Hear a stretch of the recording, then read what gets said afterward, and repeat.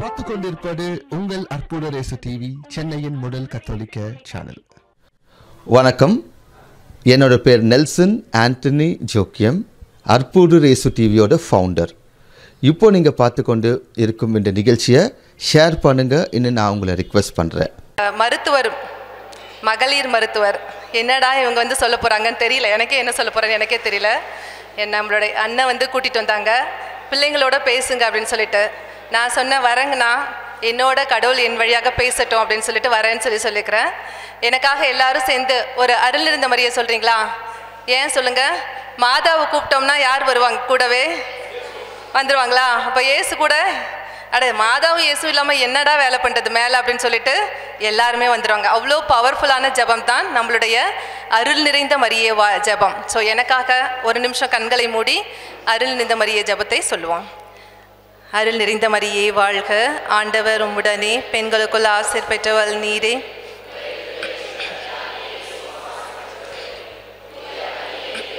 தாயே பாவிகளா இருக்க எங்களுக்காக இப்பொழுதும் எங்கள் இறப்பின் வேளையிலும் வேண்டிக்கொள்ளும். ஆமேன். தேங்க்யூ. உங்களையெல்லாம் பார்த்து எனக்கு ரொம்ப பொறாமையாக இருக்குது. ஏன்னு சொல்லுங்கள். நாங்களாம் இப்படி யூத்தாக இருந்தபோது இப்படிலாம் ஒரு வாய்ப்பு கிடைக்கவே இல்லையே அப்படின்னு சொல்லிட்டு ரொம்ப சந்தோஷம். நீங்கள் இங்கே வந்ததே எங்களுக்கு ரொம்ப ரொம்ப சந்தோஷம். ஏன்னா எத்தனையோ பேருக்கு அழைப்பு கொடுக்கப்பட்டிருக்கும், வரீங்களா, நீங்கள் வரீங்களா, இந்த மீட்டிங்க்கு வரீங்களா, இந்த தியானத்துக்கு வரீங்களான்னு கொடுக்கப்பட்டிருக்கோம். ஆனால் நீங்கள் வந்து அந்த அழைப்பினை கேட்டு இங்கே வந்திருக்கிறீங்க. அப்படி தானே?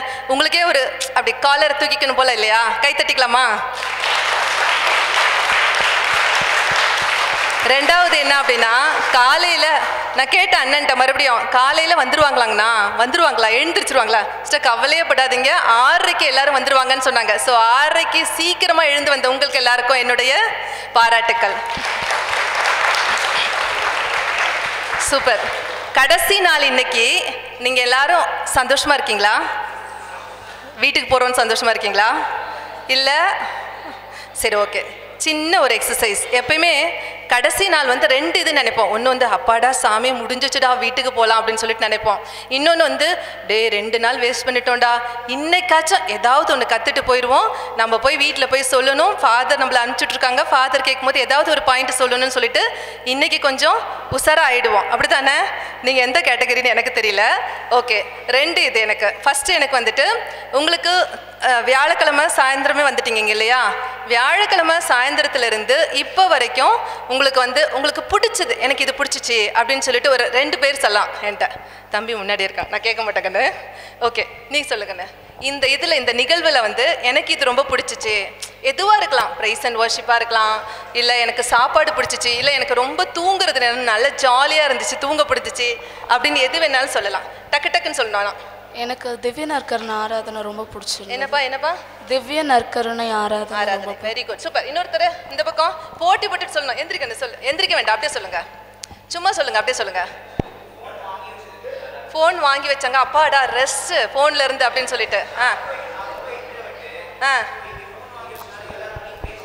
வெரி குட், சூப்பர் பாயிண்ட் அது. அப்போ நான் கிளாஸே எடுக்க வேண்டாங்க, நான் அப்படியே வெளியில் போயிடலாம். ஏன்னா நான் சொல்ல வர பாயிண்ட்டே அதுதான். Very good, super. நீ கண்ணு முன்னாடி உட்காந்து கேட்க மாட்டேன்னு சொன்னேன். பரவாயில்ல, சொல்லுக்கண்ணே, அட்ஜஸ்ட் பண்ணிக்கோ. சொல்லுக்கண்ணே, நீ உனக்கு என்ன பிடிச்சிச்சு? பாவ சிந்தனம் பண்ணிட்டீங்க இல்லையா? வெரி குட், சூப்பர்ப்பா, ரொம்ப டச்சிங்காக இருக்குது எனக்கு. ஓகே அண்ணா சொல்லுங்கண்ணா. இயேசுவுக்கு புகழ், மரியே வாழ்க. நேற்று யாரோ கேட்டாங்க இந்த பக்கம், யாராவது சிஸ்டராக போகிறீங்களா அப்படின்னு. ஆமாம், ஒரு ஆள் கூட சிஸ்டராக போகல, சரிங்களா?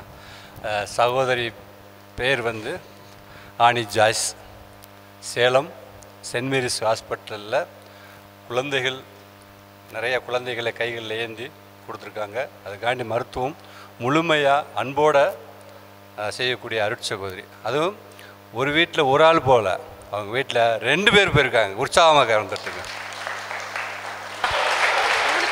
சாரி, 3 பேர் போயிருக்காங்க. இன்னுங்க வேமா 3 பேர். நான் பார்த்தது 2 பேர் தான். இதில் இன்னொருத்தவங்களும் டாக்டர், பிரைஸ் தி லார்ட், கை தட்டுங்க. அவங்களும் இதே பணி செய்கிறாங்க. எனக்கே புல்லரிக்குது, உண்மையிலே புல்லரிக்குது. 3வது ஆளான அவங்கள நான் பார்த்ததில்லை, சரிங்களா? ஒரு 2 ஆண்டுகளுக்கு முன்னால் ஒரு குழந்தை இல்லாத தம்பதிகளுக்கு சிஸ்டர் வந்து கிளாஸ் எடுத்து அவங்களுக்கு ஒரு ஆலோசனை கவுன்சிலிங் கொடுத்து ரொம்ப அருமையாக அந்த தியானம் நிறைவேற்றுறது. அதில் வந்து ஒரு 18 நாங்கள் எதிர்பார்த்தது ஒரு 50 கப்பல் எதிர்பார்த்தோம். அதில் 18 பேர் தான் வந்திருந்தாங்க. அந்த 18 பேர்த்தில் 6 பேர்த்துக்கு குழந்தை பாக்கியம் கிடச்சிச்சு. Praise the Lord. எனக்கே இன்றைக்கி தான் தெரியும். மற்ற பேர் எனக்கு ஃபோன் பண்ணி சொல்லலை, ஒரு வேளை என்னன்னு தெரியலை, தொடர்பில் இல்லை. ரொம்ப எப்போவுமே வந்து நான் ஃபோன் அடிக்கும்போது பயந்துக்கிட்டே அடிப்பேன். சிஸ்டர் ஆப்ரேஷன் தியேட்டரில் இருக்காங்களா, எங்கே இருக்காங்க, அடித்தா எடுப்பாங்களா. முந்தாள் நினச்சேன், நேற்று நினச்சேன், அப்புறம் பேசி ஆகணுன்றனால தான் நைட்டு வந்து நான் பேசினேன். அப்படி வந்து மருத்துவத்தோட பல இடங்களுக்கு சென்று மருத்துவத்தை பற்றியும் ஆலோசனை கொடுத்து நிறையா காரியங்களை வந்து பார்த்துக்கிட்டு இருக்காங்க. குறைஞ்ச நேரம் தான் தூக்கம். ஏன்னா டெலிவரி எப்போ வரும்னு உங்களுக்கு தெரியாது. ராத்திரி 2 மணி, 1 மணி, 3 மணி அந்த மாதிரி எந்த நேரமாக இருந்தாலும் அவங்களே நேரடியாக போய் பார்த்து இது பண்ணுவாங்க. சரிங்களா? Praise the Lord. அப்பேற்பட்ட அருட் சகோதரி இங்கே வந்து உங்களுக்கு வந்தது உண்மையிலே சொல்கிறேன்ல, நான் ஏற்கனவே சொன்னேன், வந்த எல்லாருமே பார்த்தீங்கன்னா யாரும் வந்து லேசான ஆள் கிடையாது. ஃபாதர் ஜெரி நேற்று தட்டினாங்க 7 நிமிஷம் தட்டினாங்க சிஸ்டர் ஜெரி ஃபாதருக்கு. அந்த மாதிரி ஃபாதர் அருள்மணி, சேவியர் புருட்டோ, அதுக்கடுத்து அடுத்த ஒரு கடவுள் கொடுத்த முத்து இங்கே உங்களுக்காண்டி வந்தவங்க சிஸ்டர் ஆனி ஜாய்ஸ். மீண்டுமாக கடவுள் எழுப்பி அவர்கள் தேங்க்யூ.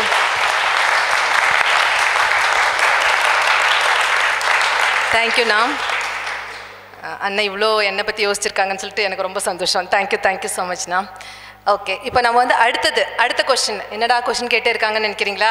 என் கையில் 1 hour நீங்கள் மாட்டிக்கிட்டீங்க. உங்களையும் புளிஞ்சு எடுத்துகிட்டு தான் போகிறேன். சரிங்களா? ஓகே, உங்களுடைய வாழ்க்கையில் ஒரு மகிழ்ச்சியான அனுபவம். அக்கா அப்படியே கொஞ்சம் மைக் அப்படியே பாஸ் பண்ணுங்கக்கா. ஒரு மகிழ்ச்சியான அனுபவம், இது எனக்கு ரொம்ப சந்தோஷமாக இருந்துச்சு அப்படின்னு சொல்லிட்டு ஒரு இன்சிடெண்ட். மைக் இல்லைனாலும் பரவாயில்ல, சொல்லுங்களேன். என்னடம்மா ஏற்காடு வந்ததானா? இங்கே சொல்லிட்டாங்க. Very good, super. அடுத்து பின்னாடியிலேருந்து மகிழ்ச்சியான அனுபவம். அப்படி சும்மா யோசிச்சு பாருங்களேன். எனக்கு அந்த இதை பார்த்தோன்னே, அந்த நடந்த போது என்னால் என்னோட மகிழ்ச்சியை கண்ட்ரோலே பண்ண முடியல, அவ்வளோ சந்தோஷமாக இருந்தேன் அப்படின்னு சொல்லிட்டு ஒரு என்னப்பா நற்கருணை ஆராதனை. ஓகே, இங்கே நடந்ததில்லை, உங்களுடைய வாழ்க்கையிலே ரொம்ப நான் சந்தோஷமாக இருந்தேன், கடவுளுக்கு நன்றி செலுத்தினேன், என்னால் குதிச்சு நன்றி செலுத்தினேன் அப்படின்னு சொல்லிட்டு. நாங்களே எங்கள் ஹாஸ்பிட்டலில் கேட்பேன், நான் என்னோட பேஷண்ட்ஸ்ட்டு கேட்பேன், சிஸ்டர் எனக்கு டெலிவரி ஆகி என் குழந்தைய கொண்டு வந்து காமிச்சிங்கல்ல அப்படின்னு சொல்லுவாங்க. அப்படி நீங்கள் சொல்ல முடியாது இல்லையா? நீங்கள் சொல்லுங்கள், வேறு ஏதாவது சொல்லுங்கள். எதுவுமே வரலையா? எதுவுமே நடக்கலையா? மகிழ்ச்சியான அனுபவம் கடவுள் கொடுத்தது சொல்லுங்கள். சும்மா அப்படி சொல்லுங்கள், 1 லைன் 2 லைனில் சொல்லுங்கள்.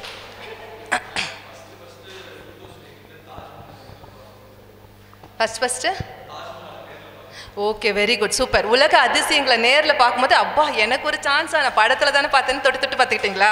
சூப்பர், கடவுளுக்கு நன்றி செலுத்தோம். கண்ணா இந்த முன்னாடி இருக்கவங்க ஃபஸ்ட் டைமு?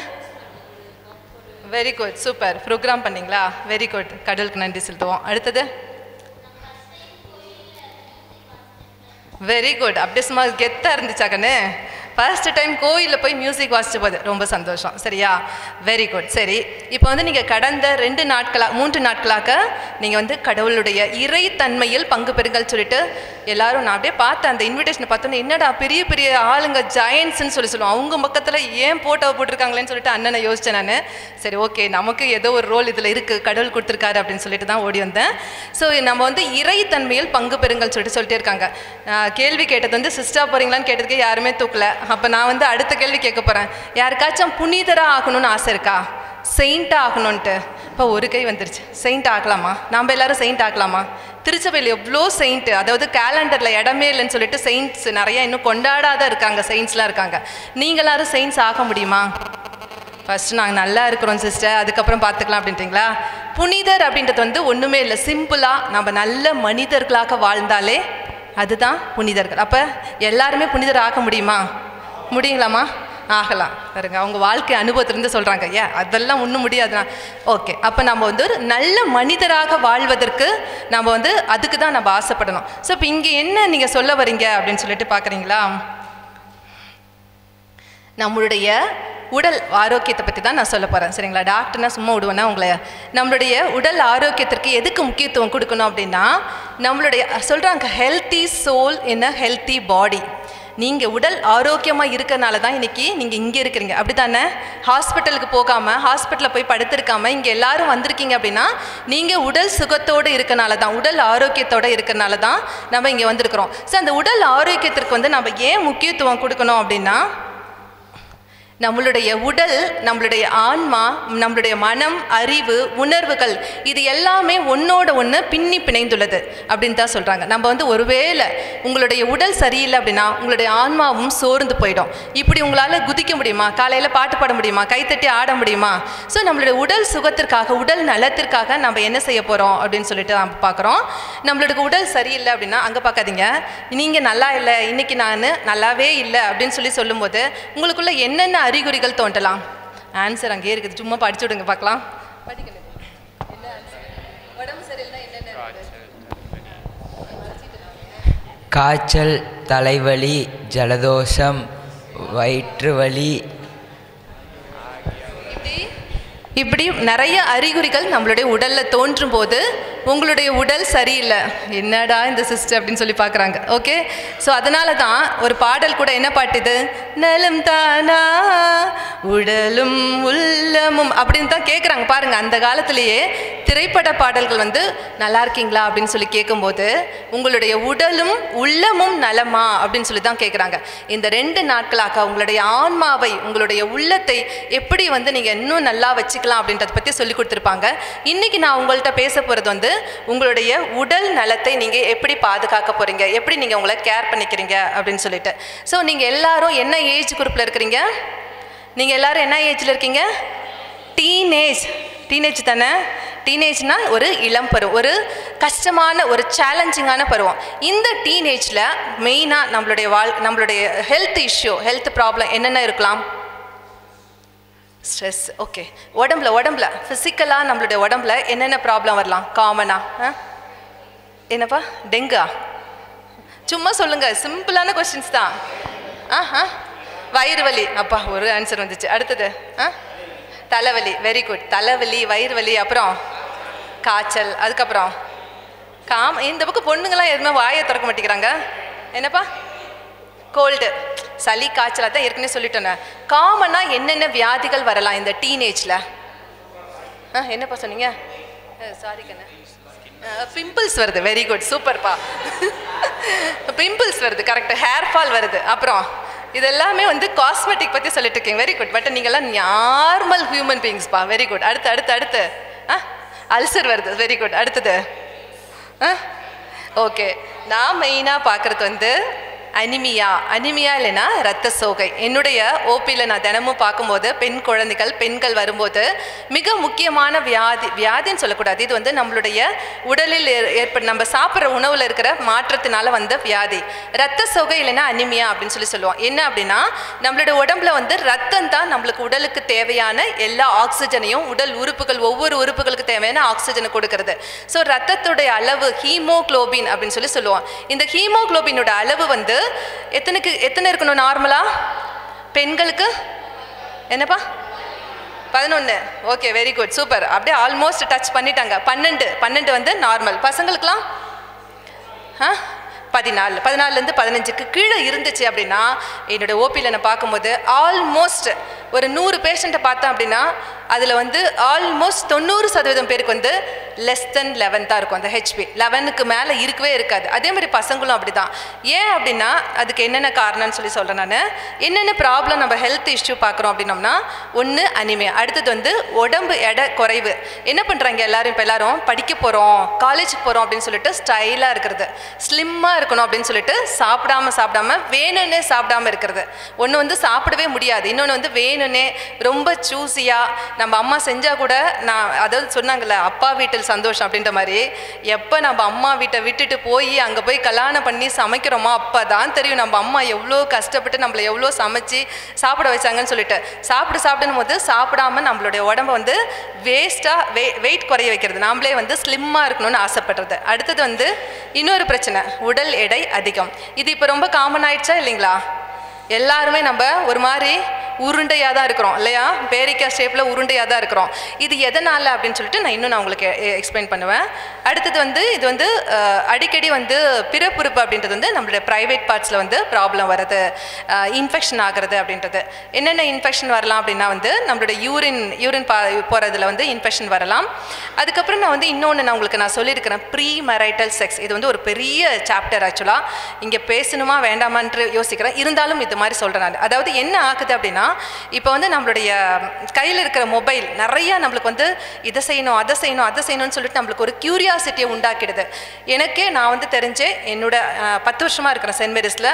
ஸ்கூல் பிள்ளைங்க அபார்ஷன் ஆகாமல் அப்படியே வந்து நிற்கிறாங்க. ப்ரெக்னென்ட் ஆகிட்டு உண்மையாலுமே அவங்களுக்கு எது நடந்துச்சு என்ன நடந்துச்சுன்னு தெரியாமல், ஆனால் ப்ரெக்னென்ட் ஆகிட்டு வந்து நிற்கிறாங்க.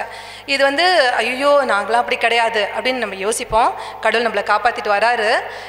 இது இன்று சேலம் சுற்றி இருக்கிற நகர்களில் வந்து இது ரொம்ப காமனாக கல்யாணத்துக்கு முன்னாடியே ட்ரை பண்ணி பார்ப்போம் அப்படின்னு சொல்லிட்டு போய் மாட்டிக்கிட்டு அபார்ஷன் ஆகி அதுக்கப்புறம் உயிருக்கு ஆபத்தாகி உயிரே போயின அளவுக்கு கூட நான் பார்த்துருக்கிறேன் நான். ஸோ அதையும் நம்ம வந்து இது பண்ணோம். அடுத்தது வந்து நான் சொல்லியிருக்கிறேன் நான் கம்யூனிகபிள் டிசீஸ்னால் அந்த காலத்துலலாம் காலரா அப்படின்னு சொல்லிட்டு தொற்று வியாதிகள் இருந்துச்சு. அப்படியே கூட்டமாக எல்லாரும் இறந்துட்டாங்க மருத்துவம் இல்லாமல். இப்போ வந்து நான் கம்யூனிகபிள், இது வந்து தொற்று வியாதி கிடையாது. ஆனால் என்ன வியாதி இது? நான் கம்யூனிகபிள். என்ன டிசீஸ் என்னவா இருக்கலாம்? நான் கம்யூனிகபிள் டிசீஸ் HIV தொற்று வியாதி, என்னப்பா கேன்சர். அடுத்தது வேற HIV எய்ட்ஸ் வந்து பரவுறது தொற்று வியாதி. அது இல்லாமல் வேற இப்போ சீக்கிரமா ஐயோ சின்ன வயசுல இப்படி நடந்துச்சா, இல்லை நல்லா தானே பேசிட்டு இருந்தாப்ல அப்படின்னு சொல்லுவோம். என்னவா இருக்கும்? Heart attack. எதனால? என்ன காரணமாக இருக்கும் ஹார்ட் அட்டாக் வரத்துக்கு? Sugar, blood pressure. Very good, super, கை தட்டலாமா? ஓகே. நான் கம்யூனிகபிள் டிசீஸ் அப்படின்றது வந்து சுகர் யங் ஏஜ்னா 25-26 வந்து சுகர் வரது, பிபி வரது, அதுக்கப்புறம் வந்துட்டு ஹார்ட் அட்டாக் வரது. என்னன்னே தெரியாது, நார்மலாக பேசிட்டு இருந்தாங்க அப்படின்னு சொல்லுவோம். ஆனால் அவங்களுக்கு ஏற்கனவே கண்டுபிடிக்காமல் அவங்களுக்கு சுகர் சைலண்ட்டாக இருந்திருக்கும், பிபி சைலண்ட்டாக இருந்திருக்கும். ஸோ இதெல்லாம் தான் நம்மளுடைய அடலசன் ஏஜ் இல்லைன்னா இந்த டீன் ஏஜில் நம்ம சந்திக்கிற ஹெல்த் ப்ராப்ளம். ஓகேங்களா? அப்போ வந்து நம்ம கண்டிப்பாக நம்மளுடைய உடல் நலத்தை குறித்து அக்கறைப்படணுமா படக்கூடாதா? படணும். ஏன்னா இதை வந்து நம்மளுடைய பைபிளில் என்ன சொல்லியிருக்கிறாங்க? உங்களுடைய உடல் நீங்கள் கடவுளிடமிருந்து பெற்றுக்கொண்ட கொடை, தூய ஆவியானவர் தங்கும் கோவில் என்று தெரியாதா? நீங்கள் உங்களுக்கு உரியவர் அல்ல. எங்கே வாசிக்கிறோம் இதை? பைபிளில் தான் வாசிக்கிறோம். என்ன கண்ணு அப்படி பார்த்து கொஞ்சம் சொல்றியா? எங்கேருந்து? அவங்க குரல்லாம் கொடுக்க மாட்டாங்களாம், பே பண்ணாதான் குரல் கொடுப்பாங்களாட்டுக்கு. 1 கொரிந்தியர் அதிகாரம் 6 இறைவசனம் 19. ஸோ அப்போ இந்த உடல் ஆலயம் இல்லைன்னா டெம்பிள்னா எப்படி இருக்கணும் நம்ம எதிர்பார்ப்போம்? என்னப்பா? சுத்தமாக இருக்கணும். புனிதமாக இருக்கணும். Very good. அடுத்தது அமைதியாக இருக்கணும். சூப்பர். அடுத்தது பீஸ்ஃபுல்லாக இருக்கணும். அப்படியே அமைதியே பீஸ்ஃபுல் ரெண்டும் ஒன்று தான். அடுத்து கோயில்னா என்னவா இருக்கும்? கோயிலில் யாரை பார்க்க வரோம்? யாரை தேடி வரோம்? கடவுளை தேடி வரோம், இறை பிரசன்னத்தை தேடி வரோம், இயேசுவை தேடி வரோம். ஸோ எல்லா பாயிண்ட்டும் நீங்கள் சொல்லிட்டீங்க. சூப்பர்ப்பா, 100 மார்க் நானே கொடுத்துறேன் உங்களுக்கு. Very good. கை தட்டிக்கலாமா? எதிர்பார்க்கவே இல்லை இவ்வளோ பிரில்லியண்ட்டாக இருப்பீங்கன்னு சொல்லிட்டு. சூப்பர். நீங்கள் சொன்னது எல்லாமே இது இருக்குல்ல, தூய்மையாக நறுமணம் கமல். அப்படியே கோயிலுக்குள்ளே வரும்போதே ஒரு வாசனை அடிக்குது இல்லைங்களா? நம்ம கோயில் இல்லை, நம்ம வந்து இந்து கோயிலெலாம் போனோம்னா அந்த கற்பூர வாசனை அடிச்சுட்டே இருக்கும். அவங்க அது பர்பஸாக அங்கே வைக்கிறாங்க. அப்படின்னா மனசை ஒருமுகப்படுத்துறதுக்காக அப்படி வைக்கிறாங்க. அமைதியான சூழல், இறை பிரசன்னத்தை தாங்கியதாக. ஸோ அப்போ நம்ம எல்லாருடைய உடலும் யாருடைய இறை பிரசன்னத்தை தாங்கியிருக்கணும்? இயேசுனுடைய இறை பிரசன்னத்தை. அதை தான் சொல்லுவாங்க எங்களுடைய புனிதர் சொல்லுவாங்க, நீங்கள் வந்து கதிர் பாத்திரமாக இருங்க. கதிர் பாத்திரம்னா என்ன? திவ்ய நற்கரணை எடுத்து வைக்கிற அந்த பாத்திரம் தான். நீங்கள் கதிர் பாத்திரமாக இருங்கள். இப்போ நம்ம தலை வணங்குறோம்னா கதிர் பாத்திரத்தை பார்த்து தலை வணங்க மாட்டோம் இல்லையா? கதிர் பாத்திரத்தில் இயேசு ஆண்டவர் இருக்கும்போது அதை பார்த்து தலை வணங்குறோம். அப்படிப்பட்ட இறை பிரசன்னத்தை தாங்குகின்ற, நமக்குள்ள இறை பிரசன்னத்தை தாங்குகின்ற உடல் தான் இந்த ஆலயம், கதிர் பாத்திரம். எவ்வளோ சூப்பராக இருக்குது இல்லைங்களா? நினச்சே பார்க்கல. இந்த உடம்பை பார்த்துக்கணுமா பார்த்துக்கூடாதா? நம்ம உடல் நலத்தை பார்த்துக்கணும். அதுக்காக தான் இயேசுவனுடைய கடவுளுடைய ஆலயம். ஸோ அப்போ நம்ம உடலை கவனித்து கொள்ளுவதற்கு நாம் நம்மளுடைய உடம்பை கேர் பண்ணிக்கிறதுக்கு தான் என்னன்னு பேர்? Self care. Say yes to self care. So அப்போ நம்ம வந்து ஏற்கனவே உங்களுக்கு 2 நாளாக அதாவது இந்த செல்ஃப் கேரை வந்து நம்ம 3 பகுதிகளாக பிரிக்கலாம். ஒன்று வந்து ஃபிசிக்கல் கேர், இன்னொன்று என்ன சொல்கிறீங்க? வெரி குட், நல்லா சூப்பராக சொல்கிறாங்கப்பா. ஒன்றும் முடியல, நான் அப்படியே வெளியில் போயிட வேண்டியதான். சைக்கலாஜிக்கல் கேர் அப்படின்னு சொல்கிறோம். அந்த சைக்கலாஜிக்கல் கேரில் தான் mental care and emotional care. அப்புறம் என்னது? இன்னொரு பார்ட் 2 நாளாக உங்களுக்கு கஷ்டப்பட்டு அண்ணனுக்கு அரேஞ்ச் பண்ணி ஸ்பிரிச்சுவல் கேர். Very good. அண்ணனுக்கு கை தட்டிடுவோம் நம்ம, அப்போ இருந்து பதில் சொல்லிகிட்டே இருக்கிறாங்க. Super. So physical care, psychological care and spiritual care. So நம்ம கேர் பண்ணிக்கணுமா பண்ணிக்கக்கூடாதா? ஸோ நான் இப்போ moving on to physical care பற்றி நம்ம பேசலாம். சரிங்களா? எதுக்காக நம்ம கேர் பண்ணணும்? எதுக்காக செல்ஃப் கேர் பண்ணணுமா? கண்டிப்பாக பண்ணணுமா? இந்த பொண்ணுங்களாம் நினைப்பாங்க, நான்லாம் என்னை கேர் பண்ணிக்கவே மாட்டேன், அப்படியே நான் எல்லாருக்கும் உதவி செய்வேன், என் வீட்டை பார்த்துக்குவேன், எங்கள் அம்மா அப்பாவை பார்த்துக்குவேன், நான் என்னை கேர் பண்ணிக்கவே மாட்டேன் அப்படின்னு சொல்லி. இப்போல்லாம் நீங்கள் நல்லா கேர் பண்ணிக்குவீங்க. எப்போ தெரியுமா? கல்யாணம் பண்ண பிறகு, கல்யாணம் பண்ணி ஒரு வருஷத்துக்குள்ளே வந்து எந்த ஒரு அம்மாவும் எந்த ஒரு மனைவியும் வந்து அவங்கள பற்றியே கேர் பண்ணவே மாட்டாங்க. அப்படியே போயிட்டே இருப்பாங்க. கணவன், மனைவி, பிள்ளைகள், கணவன், அவங்களுடைய சொந்தக்காரங்க அப்படின்னு சொல்லிட்டு அவங்கள பார்த்துக்கிறதுக்கே மறந்து போய் அவங்களுடைய ஹெல்த் வந்து ப்ராப்ளம் ஆகி வெடிக்கும் போது தான் ஹாஸ்பிட்டலுக்கே வருவாங்க. ஸோ இப்போவே நம்மளோட வந்து செல்ஃப் கேர் பண்ணுறது வந்து கடவுள் நம்மகிட்ட கேட்குற ஒரு முக்கியமான ஒரு கடமை. ஸோ எதுக்காக நம்ம கேர் பண்ணிக்கணும் அப்படின்னா, உண்மையாக நம்மளே கேர் பண்ணிக்கிறது எதுக்காக அப்படின்னா, உங்களுக்குள் கடவுள் கொடுத்திருக்கின்ற ஆற்றலை, திறமைகளை வந்து எல்லாருக்கும் கொடுக்கறதுக்காக. சரிங்களா? அப்போ வந்து உங்களுக்கு நல்லா நீங்களே உங்களுக்கு கேர் பண்ணிக்கிட்டீங்கன்னா உங்களுக்கு உங்களுடைய செல்ஃப் கான்ஃபிடென்ஸ் வரும். கரெக்டுங்களா? உங்கள் மேலே உங்களுக்கு ஒரு கான்ஃபிடென்ட்டாக இருக்கும், உங்கள் மேலே உங்களுக்கு ஒரு ரெஸ்பெக்ட் வரும். நீங்கள் வெறுமனே வெந்ததை தின்னுட்டு வெறுமனே செத்து போகிறதுக்காக நம்ம அழைக்கப்படலை, நம்ம படைக்கப்படலை. எதுக்காக படைக்கப்பட்டிருக்கோம்? நம்ம வாழ்வை ஒரு அர்த்தமுள்ளதாக ஆக்கணும், இல்லைங்களா? ஸோ சாதாரணமாக எல்லாரும் போல் இருந்துட்டு போகிறதுக்காக இல்லை. உங்களை கடவுள் இன்னைக்கு இங்கே கூட்டிகிட்டு வந்திருக்காருன்னா எதுக்காக கூட்டிட்டு வந்திருக்காரு? உங்கள் மேலே ஒரு ஸ்பெஷல் அன்பு. Okay, special care, special love. So உங்களுக்கு செல்ஃப் கேர் கண்டிப்பாக வேணும் அப்படின்றத பற்றி நம்ம பார்க்கலாம். ஓகே, நான் ஏற்கனவே சொன்னதான் உங்களுடைய கான்ஃபிடென்ஸ் அதிகமாகும். So stay strong. அந்த பொம்மை பார்த்தீங்களா, சூப்பராக இருக்கு இல்லையா? ஸோ எப்படி கவனிச்சிக்கலாம் நம்மளுடைய உடல் நலனை? நான் சின்னதாக டாக்டர்னா உடல் நலனா நம்ம எப்படி காத்துக்கலாம் அப்படின்னு சொல்லிட்டு. ஸோ ஃபஸ்ட்டு ஃபுட்டு பற்றி, உணவு பற்றி நம்ம பேசலாம். உணவு வந்து காலையில் பிரேக்ஃபாஸ்ட் எத்தனை மணிக்கு எடுக்கணும்? 9 மணிக்குள்ளேயாவது எடுங்க. எத்தனை பேர் பிரேக்ஃபாஸ்ட் எடுத்துகிட்டு காலேஜுக்கு போகிறீங்க இல்லை வேலைக்கு போகிறீங்க? பாதி பேர் என்ன பண்ணுவாங்கன்னா அப்படியே பாக்கெட்டுக்குள்ள திரும்பி மட்டும் பாருங்கள், 2 கை தாண்டா கை உயர்த்துது. நான் கூட நினச்சேன், என்னடா இது பிரேக்ஃபாஸ்ட் இல்லையா உங்களுக்குலாம்?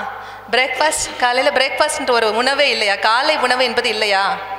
இருக்குது. காலை உணவு எப்படி சாப்பிட்றீங்க? அவசரமாக சாப்பிடுவீங்க கிடையாது. கரெக்டாக நீங்கள் வந்து ஃபஸ்ட்டு காலையில் எந்திரிக்கணும் இல்லையா? அதை பற்றி நான் இன்னும் சொல்லுவேன்.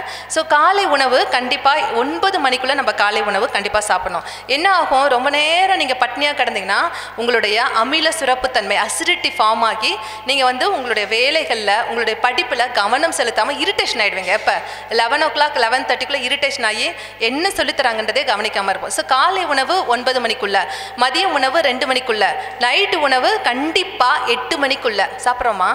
எல்லாருடைய வீட்லேயும் 11 மணிக்கு தான் சாப்பாடை எடுத்து வைப்பாங்க கிடையாது. 8 மணிக்குள்ளே நம்ம சாப்பிடும்போது தான் நம்மளுடைய உடம்பில் கணையம் அப்படின்ற ஒரு சுரப்பி வந்து தேவையான அந்த உணவுப் பொருள்களை செரிப்பதற்கு தேவையான இன்சுலினே சுரக்குமா. அதுக்கப்புறம் என்ன பண்ணோம்? அதுவும் தூங்க போயிடும். 8 மணிக்கு மேலே அதுக்கு நீங்கள் சாப்பாடு அள்ளி போட்டிங்கனாலும், பிரியாணி ஒரு கட்டுனாலும் அதுக்கப்புறமா என்ன ஆகுமா? இன்சுலின் ஒழுங்காக சுரக்காது. அப்போ இன்சுலின் ஒழுங்காக சுரக்காமனால என்னவாகும்? அது கொழுப்பாக மாறிடும். டைஜஷன் ஒழுங்காக ஆகாமல் கொழுப்பாக போய் தொப்பையாயிடும். போச்சுங்களா? தொப்பை எங்கேருந்து வருது? நம்ம பண்ணுற மிஸ்டேக்கில் தான். அடுத்தது வந்து நம்ம ஒன்றே தொப்பை எனக்கெலாம் இல்லைப்பா அப்படின்னு பார்க்குறீங்க, வந்துடும் இன்னும் கொஞ்சம் நாளில், இப்படியே போனீங்கன்னா இல்லையா? அடுத்தது வந்து சாப்பிடும் உணவு வகைகள் வந்து நமக்கு வந்து எல்லோரும் இப்போ என்ன ஆகிட்டோம்னா ஸ்டைலாக அப்படியே பிஸ்ஸா, பர்கர், அது நம்மளுக்கு கிடையாது. அது நம்ம கல்ச்சரில் கிடையவே கிடையாது. அது சும்மா நம்ம ஃபாரின்லேருந்து கடை வாங்கிக்கிட்டோம் கிடையாது. நம்மளுடைய உணவு வகைகள் தான், நம்மளுடைய பாரம்பரிய உணவு வகைகள், நம்ம அம்மா அப்பா, நம்ம தாத்தா பாட்டி சாப்பிட்ட உணவு வகைகள் தான் பெஸ்ட்டு, இருக்கிறதுலே பெஸ்ட்டு. இப்போ என்ன பண்ணியிருக்காங்க தெரியுங்களா? வெளிநாட்டிலேருந்து வரவங்க அவங்க நம்ம சாப்பாடை சாப்பிட்றாங்க, விரும்பி சாப்பிட்றாங்க. நம்ம என்ன பண்ணிட்டு இருக்கிறோம்? அவங்கள்ட்ட இருந்த பேட் கல்ச்சரை வாங்கிக்கிட்டோம். ஸோ நம்ம சாப்பிட்ற சாப்பாட்டில் வந்து தினமும் வந்து ஏதாவது ஒரு கீரை, காய் சாப்பிட்றீங்களா? எத்தனை பேர்? காய் சும்மா வச்சாங்கன்னா அப்படியே டிஃபன் பாக்ஸில் வச்சு கொடுத்தாங்கன்னா என்ன பண்ணுவீங்க? தூக்கி குப்பத்தட்டில் போட்டுட்டு வந்துடுது, அம்மா சாப்பிட்டுட்டோமா அப்படின்னு சொல்கிறது. எத்தனை பேர் சொல்கிறீங்க? கரெக்ட் தானே? இந்த பிள்ளைங்க எல்லாம் நோஞ்சாம் பிள்ளைங்களாம் இருக்குதுங்க. ஓகே, நம்மளுடைய உணவு வகைகள் வந்து கீரை, காய், பழங்கள் கண்டிப்பாக சேர்க்கணும். பருப்பு வகைகள், இறைச்சி சேர்த்துக்கிறது நல்லது. சரிங்களா? ஸோ உங்களுடைய உணவில் வந்து எதெல்லாம் இருக்கக்கூடாது நீங்களே சொல்லுங்கள் பார்க்கலாம். ஆயில், வெரி குட், நல்ல சூப்பராக சொல்கிறாங்க. ஸோ நிறையா எண்ணெயில் பொரிச்சது, வறுத்தது, அந்த மாதிரி வந்து பேக்டு ஃபுட்டு, பேக் பண்ணி வச்சுருக்கிறது, அதுக்கப்புறமா ஃபாஸ்ட்டாக உடனே அவசரமாக செஞ்சு தருது, ஃப்ரைட் ரைஸு, எண்ணெயை போட்டு செய்கிறாங்க இல்லைங்களா? அது எல்லாம் எப்பயாவது ஒரு முக்கியமான உணவு வேண்டாம் வேண்டாம் வேண்டாம்னு சொல்லிட்டு வந்துட்டே சொல்லிகிட்டே இருக்காங்க. என்ன உணவு? நம்ம எல்லாருக்கும் ரொம்ப பிடிக்கும். என்னப்பா ஷவர்மா வேணான்ட்டாங்க, அது நம்ம யாருமே சாப்பிட்றதில்ல, பயம் நம்மளுக்கு அதில் ஏதாவது வந்துடும் சொல்லிட்டு. அடுத்தது ஃபாஸ்ட் ஃபுட்டு. அடுத்தது என்னப்பா? என்னப்பா நீ தான் கரெக்டாக சொன்ன மாதிரி இருந்துச்சு. நான்லாம் சொல்ல மாட்டேன்ட்டாரு. பீஸா, இன்னொன்று மேகி நூடுல்ஸ் இல்லை, பானிபூரி வேண்டாம். அடுத்தது கேஷ் அன்றைக்கி பரோட்டா. Very good. பரோட்டா சாப்பிடவே கூடாது, சரிங்களா? கரெக்டுங்களா? பரோட்டாவில் பென்சாயின் அப்படின்ற ஒரு கெமிக்கல்ஸ் வந்து என்ன பண்ணுதுன்னா, அது பார்க்கும்போதுனா அப்படின்னு டேஸ்ட்டை உருவாக்குமா நம்மளுக்கு. ஐயோ சாப்பிட்டா பரவாயில்லையே, இப்படி திரும்பினாங்கன்னா பரோட்டா ஒன்று சாப்பிட்டா பரவாயில்லையே அப்படின்னு யோசிக்க வைக்குமா. அது சாப்பிட நம்மளை அடிக்ட் ஆக்கும். அதே தான் பரோட்டா பண்ணுற வேலையும் நம்மளுடைய அந்த லேஸு குர்குரே அதெல்லாம் சாப்பிடும்போது இன்னொரு பாக்கெட்னு சாப்பிட வைக்கும். அது எல்லாமே நம்மளுக்கு வந்து எம்டி கேலரிஸ் கொடுத்து நம்மளுடைய உடம்பை கெடுத்துரும், சரிங்களா? அடுத்தது உடல் நலனை கெடுக்கக்கூடிய பொருட்கள் நீங்களே சொல்லிட்டீங்க. உடல் பரிசோதனை செக்அப் பண்ணணுமா, டாக்டர் பார்க்கணுமா? நாங்கள் நல்லா இருக்குது உங்களுக்கு பிடிக்கலையா சிஸ்டர் அப்படின்னு சொல்லி கேட்குறாங்க. அப்படி தானே? கிடையாது. எல்லாருக்குமே வந்து ஆனுவல் செக்அப், இயர்லி ஒன்ஸ், அதாவது வருடத்திற்கு ஒரு முறையாவது செக்அப் பண்ணிக்கிறது நல்லது. மிக குறிப்பாக பெண் குழந்தைகள் வந்துட்டு அவங்களுக்கு வந்து ரத்த பசை, ஹீமோக்ளோபின், தைராய்டு, அதுக்கப்புறம் ஒரு ஸ்கேன், அப்டாமன் ஸ்கேன், வயிறு ஸ்கேன் பண்ணிக்கிறது மிக மிக நல்லது. அடுத்தது நம்ம என்ன பண்ணுறோம் அப்படின்னா, உடல் நலனை கெடுக்கக்கூடிய பொருட்கள் அப்படின்னு சொல்லிட்டு நான் இன்னும் டீட்டெயிலாக வருவேன். போதைப் பொருட்கள், போதை மருந்துகள், புகைப்பிடிப்பது இவற்றை தவிர்ப்பது நல்லது. இப்போ தொடங்கிட்டீங்களா அப்படின்றாப்புல. சரி, அடுத்தது என்ன பண்ணலாம் அப்படின்னா, வாட்டர் தெரப்பி அப்படின்னே சொல்கிறாங்க. வாட்டர் தெரப்பியா அப்படின்னு சொல்லி சொல்கிறாங்க. காலையில் எழுந்த உடனே அந்த பொண்ணு பாருங்கள் குடிச்சு காமிக்குது. காலையில் எழுந்த உடனே பல்லு விளக்குன உடனே இந்த மாதிரி 1 லிட்டர் தண்ணி குடிச்சிட்டிங்கன்னா, ஃபஸ்ட்டு கஷ்டமாக இருக்கும், பிரித்து கூட குடிக்கலாம், 2ஆக கூட பிரித்து குடிக்கலாம். ஆனால் காலையில் எம்டி ஸ்டமக்லேயே வந்து நீங்கள் 1 லிட்டர் தண்ணி குடிச்சிட்டு ஃபுல் டேக்குள்ளே ஒரு நாள் முடியறதுக்குள்ளே ஒரு 3 to 4 லிட்டர்ஸ் தண்ணி குடிச்சிட்டிங்கன்னா உங்கள் உடம்புல இருக்கிற நச்சு பொருட்கள், கழிவு பொருட்கள் எல்லாமே நீங்கி நீங்கள் ரொம்ப ஃப்ரெஷ்ஷாக எனர்ஜெட்டிக்காக இருப்பீங்க. வேறு எதுவுமே மருந்து தேவையே படாது. அதுதான் வாட்டர் தெரப்பி, சரிங்களா? ஸோ வாட்டர் தெரப்பி ஃபாலோ பண்ணலாமா? ரொம்ப சிம்பிளான மெத்தடு வாட்டர் தெரப்பி. செய்யலாமா? காலையில் இன்றைக்கி எந்திரிச்சோடனே எத்தனை பேர் தண்ணி குடிச்சிங்க? காஃபி குடிக்கிறதுக்கு முன்னாடியே, காஃபி நானும் தான் குடித்தேன், காஃபி குடிக்கிறதுக்கு முன்னாடியே ஒரு கொஞ்சோண்டு பேர் தான். இது ரொம்ப சிம்பிளானது. என்னோட கிளாஸ்லேருந்து நீங்கள் எதுவுமே கற்றுக்கலைனாலும் சரி, ரொம்ப போர் அடிச்சு சிஸ்டர் அப்படின்னு சொல்லிட்டு சொன்னாலும் சரி, இந்த ஒரு பாயிண்ட்டாவது மனசில் வச்சுக்கணும். எந்த பாயிண்ட்டு? தண்ணி குடிக்கிறது, சரிங்களா? Water therapy. காலையில் எழுந்துருச்சுன்னா அப்போ யாரை நினைப்பீங்க? என்னை தான் நினைப்பீங்க. அப்படின்னா அப்படி தானே? ஐயோ இந்த பாட்டியை போய் நினைக்கிறதான்னு யோசிக்கிறீங்க, அப்படி தானே? ஓகே, தண்ணி குடிங்க. கண்டிப்பாக 1 லிட்டர் தண்ணி உங்கள் ரூமில் வச்சுக்கோங்க. வார்ம் வாட்டராக குடித்தா ரொம்ப நல்லதுன்றாங்க. ஏன்னா உங்களுக்கு டூ டாய்லெட் மோஷன் போகிறதுக்கு ஃப்ரீயாக இருக்கும். உங்கள் உடம்புல இருக்கிற நச்சு பொருட்கள், கழிவு பொருட்கள் எல்லாம் சீக்கிரமாக இதுவும். அதுக்கப்புறம் சாப்பிடும்போது ருசித்து சாப்பிடுங்க. அப்போ எவ்வளோ சாப்பிடுவோம்? கொஞ்சம் தான் சாப்பிடுவோம். நம்ம நல்லா ரசித்து மைண்ட்ஃபுல்லாக, அதாவது நம்ம சாப்பிட்ற சாப்பாடு ரொம்ப டேஸ்ட்டாக இருக்குல்ல, அம்மா நல்லா செஞ்சுருக்காங்கல்ல அப்படின்னு சொல்லிட்டு ரசித்து சாப்பிடும்போது கொஞ்சம் தான் சாப்பிடுவோம். அது வந்து உங்களுடைய உடம்புக்கு வந்து நல்ல ஹெல்த்தியாகவும் அது நம்மளோட உடம்புல ஒட்டும் அப்படின்னு சொல்லுவாங்க. அடுத்தது வந்து இதை தான் நம்ம எல்லாருமே பண்ணுறோம். என்ன பண்ணிட்டுருக்குறோம்? முக்கால்வாசி 99% நீங்கள் வீட்டுக்கு போங்களேன், ஹவுஸ் விசிட் போவோம். நாங்கள் வாரம் ஒரு முறை ஹவுஸ் விசிட் நானே போய் பார்ப்பேன். என்ன பண்ணுவாங்கன்னா, வீட்டில் போனோடனே எல்லாருமே சின்னோண்டு வீடு இருக்கும், இத்தினோண்டு ரூம் தான் இருக்கும். அந்த ரூமில் ஒரு குட்டி டிவி இருக்கும். அந்த குட்டி டிவி மேலே உட்காந்துக்கிட்டு, குட்டி டிவி பக்கத்தில் உட்காந்துட்டு எல்லா வரிசையில் உட்காந்துட்டு இருப்பாங்க. அதில் அப்படியே ஸ்நாக்ஸ் போயிட்டே இருக்கும், சரிங்களா? ஸோ என்ன ஆகுது அப்படின்னா, நம்ம சாப்பிட்றது அளவு எவ்வளோன்னு தெரியாது. நம்ம பாட்டு தீனி சாப்பிட்டுட்டே இருப்போம். அந்த உள்ளே இருக்கிற கணையை என்ன பண்ணோம்? இன்சுலின் கொஞ்சம் நேரம் சுரக்கும், அதுக்கப்புறம் போர் அடித்து அதை விட்டுடும். அப்புறமா அது எல்லாமே நம்மளுக்கு ஃபேட்டாக தான் மாறும், சரியா? அதிகமாக நம்ம சாப்பிட்றது அதிகமாகிடும். அதனால டிவி பார்த்துக்கிட்டே மொபைல், நம்மளோட மைண்டு பாருங்கள் ஓடிக்கிட்டே இருக்கும். அது என்ன பண்ணுவோம்? மொபைலில் ஏதாவது ஒரு ப்ரோக்ராம் வச்சுக்கோம். நான் பாட்டு கேட்குறேன், பாட்டு கேட்டே இருக்கிறேன், ஏதோ ஒன்று ஜோக்கு கேட்டே இருக்கிறேன் அப்படின்னு சொல்லிட்டு மொபைல் வச்சுக்கிட்டோ டிவி பார்த்துட்டோ சாப்பிட்றது வந்து நல்லது இல்லை அப்படின்னு சொல்கிறாங்க. அடுத்தது வந்து நமக்குன்னே எவ்வளோ வேலை இருந்தாலும், எக்ஸாம் இருந்தாலும் சரி, இன்டர்வியூ இருந்தாலும் சரி, ஆஃபீஸில் இல்லை வேலைக்கு நீங்கள் படிக்கிற இடத்துல நீங்கள் நல்லா பிஸியாக இருக்குது, நான் நிறையா படிக்கணும், நான் ஐஏஎஸ் ஆகணும், எம்பிபிஎஸ் ஆகணும்னு சொல்லிட்டு பயங்கரமாக டென்ஷனாக படிச்சுட்டு இருந்தாலும் உங்களுக்குன்னு ஒரு 30 minutes உங்களுக்கு மட்டுமே வச்சுக்கணும், சரிங்களா? ஏதோ சவுண்டு வருது.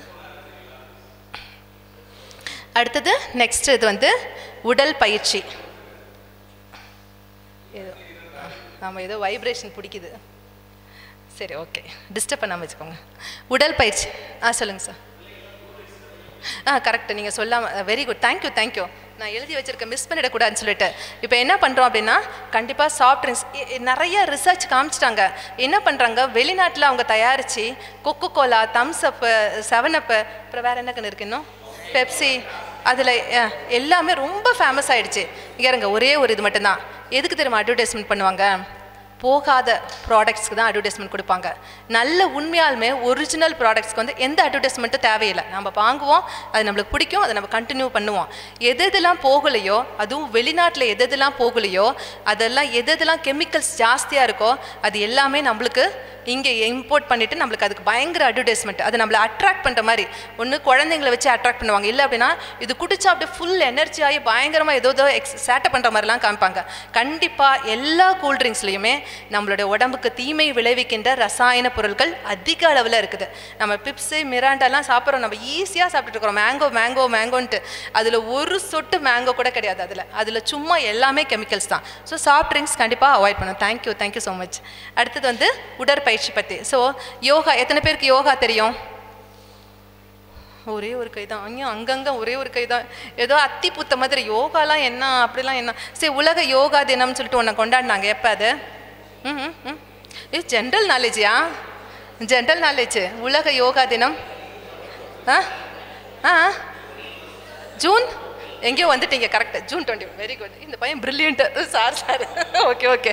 ஜூன் 21. யோகா அப்படின்றது வந்து வேறு. ஓகே, கைத்தட்டலாம், கைத்தட்டுங்க. ஓகே, யோகா அப்படின்றது வந்து யோகா ஒரு சிம்பிள் யோகா. நீங்கள் எவ்வளோ நேரம் நம்ம மொபைல் எதோ பார்க்குறோம்ல, சிம்பிளாக சூரிய நமஸ்காரம் அப்படின்னு சொல்லிட்டு ஒரே ஒரு யோகா மட்டுமாவது கற்றுக்கோங்க. டோட்டலாக 3 to 5 minutes தான் எடுக்குது. டோட்டலாக 3 to 5 minutes. ஆனால் நீங்கள் செஞ்சீங்கன்னு வச்சுக்கோங்களேன், எந்த ஒரு ஜாயின்ட் பெயின், எந்த ஒரு கழுத்து வலி, இடுப்பு வலி, உடம்பு வலி எதுவுமே இருக்காது. ஏதாவது ஒரு யோகா கண்டிப்பாக நம்ம காலையில் செய்கிறது ரொம்ப நல்லது. உடற்பயிற்சி செய்கிறோமா? அதெல்லாம் என் சிஸ்டர் செய்கிறீங்க. அதெல்லாம் ½ an hour கண்டிப்பாக 30 minutes அட்லீஸ்ட் வாரத்தில் 4 நாட்களுக்கு 30 நிமிடமாவது நம்ம பிரிஸ்காக வாக் பண்ணோம். நான் சும்மா போகிறேன், காலேஜுக்கு இறங்கி நடந்து போகிறேன், அதெல்லாம் கணக்கு கிடையாது.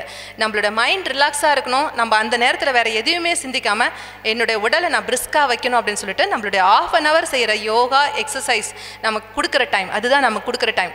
அந்த டைம் வந்து நம்மளுடைய ஃபுல் டேவை எனர்ஜெட்டிக்காக வச்சுருக்கோம் இல்லைங்களா?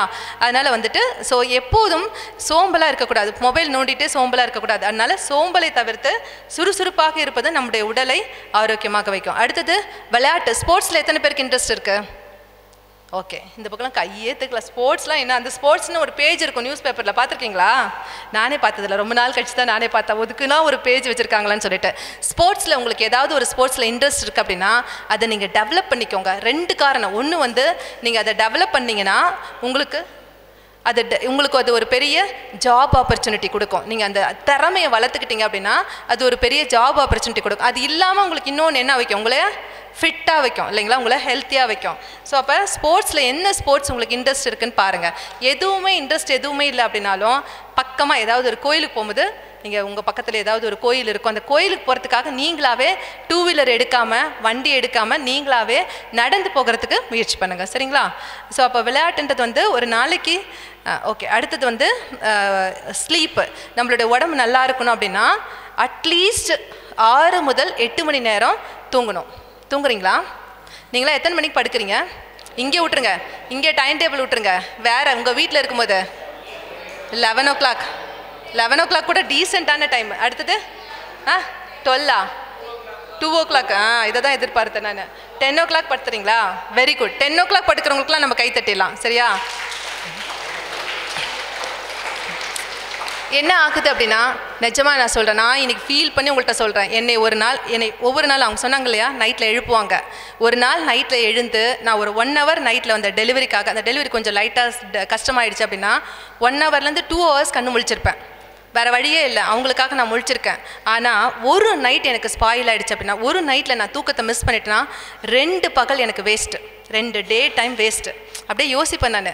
ஸோ 2 நாள் என்னால் கான்சன்ட்ரேஷன் பண்ண முடியல, என்னால் சுறுசுறுப்பாக இருக்க முடியல, எனக்கு இன்னும் எனர்ஜெட்டிக்காக பர்ஃபார்ம் பண்ண முடியல அப்படின்னு சொல்லி யோசிப்பேன். ஸோ ஒரு நைட்டு நீங்கள் ஒரு நைட் நீங்கள் தூக்கத்தை இழந்துட்டீங்க, ஒரு நைட் நீங்கள் டிஸ்டர்ப்டாக இருக்கீங்க, நீங்கள் போய் லேட்டாக 2 மணிக்கு படுத்து, நீங்கள் சொல்லுவீங்க நான் 8 மணி நேரம் தூங்குறேன் சிஸ்டர்னு சொல்லுவீங்க. எப்போ படுத்து? 2 மணிக்கு படுத்து மதியானம் 12 மணிக்கு, அடுத்த நாள் 12 மணிக்கு எழுந்திருக்கிறாங்க பசங்க. அப்படி தானே? அப்படியே ஜாலியாக தூங்கிட்டு அம்மா எழுந்துறீங்க, முடியாது நான் தூங்குறேம்மா 8 மணி நேரம் சிஸ்டர் சொல்லியிருக்காங்க நான் தூங்குறேம்மான்னு சொல்லக்கூடாது. சரியா? நம்மளுடைய உறக்கம் ஸ்லீப் டைம் எப்போ இருக்கும் அப்படின்னா 10 o'clock படுத்துட்டு அட்லீஸ்ட் 5:30 6 o'clock முன்னாடியே எழுந்திரிக்கணும். அந்த ஹவரில் நம்ம தூங்கும் போது என்ன நடக்குதுன்னா நம்ம உடம்புல சுரக்கிற ஒரு ஹார்மோன் மெலட்டோனின் அப்படின்ற ஒரு ஹார்மோன் தான் நம்மளோட உடம்பை வந்து ஹெல்த்தியாக வைக்கும். இந்த ஹார்மோன் நம்மளுக்கு வேணும் அப்படின்னா நம்ம கண்டிப்பாக அட்லீஸ்ட் 10 மணிலேருந்து 11 மணிக்குள்ளே தூங்க போயிடணும். 6 மணிக்கு முன்னாடியே எந்திரிக்கணும். 6 மணிக்கு முன்னாடி எந்திரிச்சா என்னென்ன பெனிஃபிட்டு, என்னென்ன நன்மைகள் கிடைக்கும்? சும்மா அப்படியே விடுங்க, யோசிங்க, ஞாபக சக்தி வரும். அடுத்தது சுறுசுறுப்பாக இருக்கும். அடுத்தது 6 மணிக்கு அப்புறம் என்ன நடக்குது? அங்கே நம்மளோட சுற்றி என்ன நடக்குது? இந்த இதில் ஆக்சிஜன் அதிகமாகுது. அடுத்தது ஃப்ரெஷ் ப்ரீஸ். அடுத்தது யாரோ சொன்னீங்க சன்லைட். வெரி குட், கை தட்டுப்பா.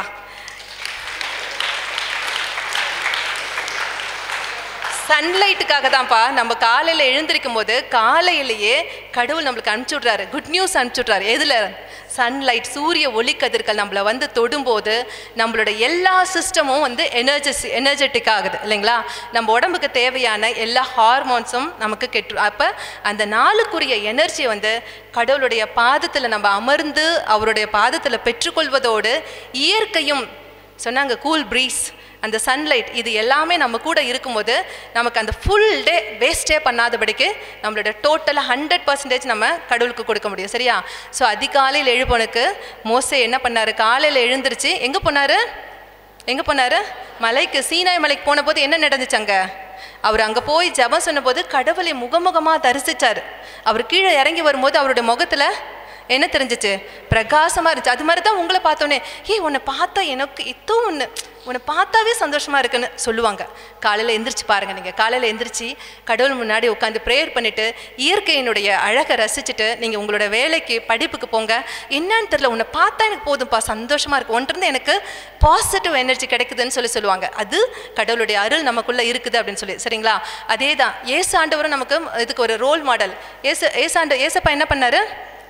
ஏசப்பா என்ன பண்ணார்? காலையில் எழுந்திரிச்சு, அவருக்கு வேலை இல்லை அப்படின்றீங்களா? அதிகாலையில் எழுந்து போய் ப்ரேயர் பண்ணிவிட்டு அதுக்கப்புறமா என்ன பண்ணார்? அடுத்தது எப்பப்பெல்லாம் முக்கியமான டெசிஷன் எடுக்கணுமோ அப்போல்லாம் கடவுள் ஏசு ஆண்டவர் நமக்கு ஒரு ரோல் மாடல் பண்ணியிருக்காரு. என்ன பண்ணியிருக்காரு? வேகமாக சீக்கிரமாக எழுந்திரிச்சு போய் தந்தை கடவுள்கிட்ட போய் டிஸ்கஸ் பண்ணுவார், நிறையா ப்ரேயர் பண்ணுவார். அதுக்கப்புறம் தான் வந்து என்ன பண்ணார்? அப்போஸ்தலர்களை தேர்ந்தெடுத்தார். அப்படி தானே? அது ஒரு மிக முக்கியமான டெசிஷன். ஸோ நம்மளுடைய வாழ்க்கையில் ஏதாவது ஒரு முக்கியமான காரியம் எல்லா நாளும் எழுந்திரிச்சு கடவுளுடைய ஆசீர்வாதத்தோடு நம்மளுடைய நாளை தொடங்குகிறோம். மிக முக்கியமாக எனக்கு இன்றைக்கி நிறைய வேலை இருக்குது, நிறையா இருக்குது அப்படின்னும் போது எங்கள் புனிதர் சொல்லுவாங்க, செயின்ட் ஃப்ரான்சிஸ் சொல்லுவார், என்னைக்கெல்லாம் உனக்கு நிறையா வேலை இருக்கோ அன்றைக்கி டைம் செட் பண்ணு கடவுளோட உட்காரத்துக்கு. நிறையா வேலை இருக்கும்போது நிறையா நேரம் நீ ப்ரேயர் பண்ண அப்படின்வாங்க. நம்ம செய்கிற வேலைகளில் வந்து அப்படியே ஈஸியாக எல்லாம் டக்குன்னு முடிக்கும். நம்ம போகிறோமா, அவங்க நம்மளுக்கு ரொம்ப இயல்பாக நம்மளுக்கு பழகுவாங்க, நம்மள்கிட்ட கருணை காண்பிப்பாங்க. நம்ம செய்ய வேண்டிய வேலை எல்லாமே சுலபமாக முடிஞ்சிடும். அதை நீங்களே எக்ஸ்பீரியன்ஸ் பண்ணி பார்ப்பீங்க. ஸோ ட்ரை பண்ணலாமா? எத்தனை மணிக்கு படுத்துட்டு எத்தனை மணிக்கு எந்திரிக்கணும்? 10 மணிக்கு படுத்துட்டு அட்லீஸ்ட் 6 மணிக்குள்ளேயாவது எந்திரிச்சிருங்க. சரிங்களா? ட்ரை பண்ணலாமா? ஓகே.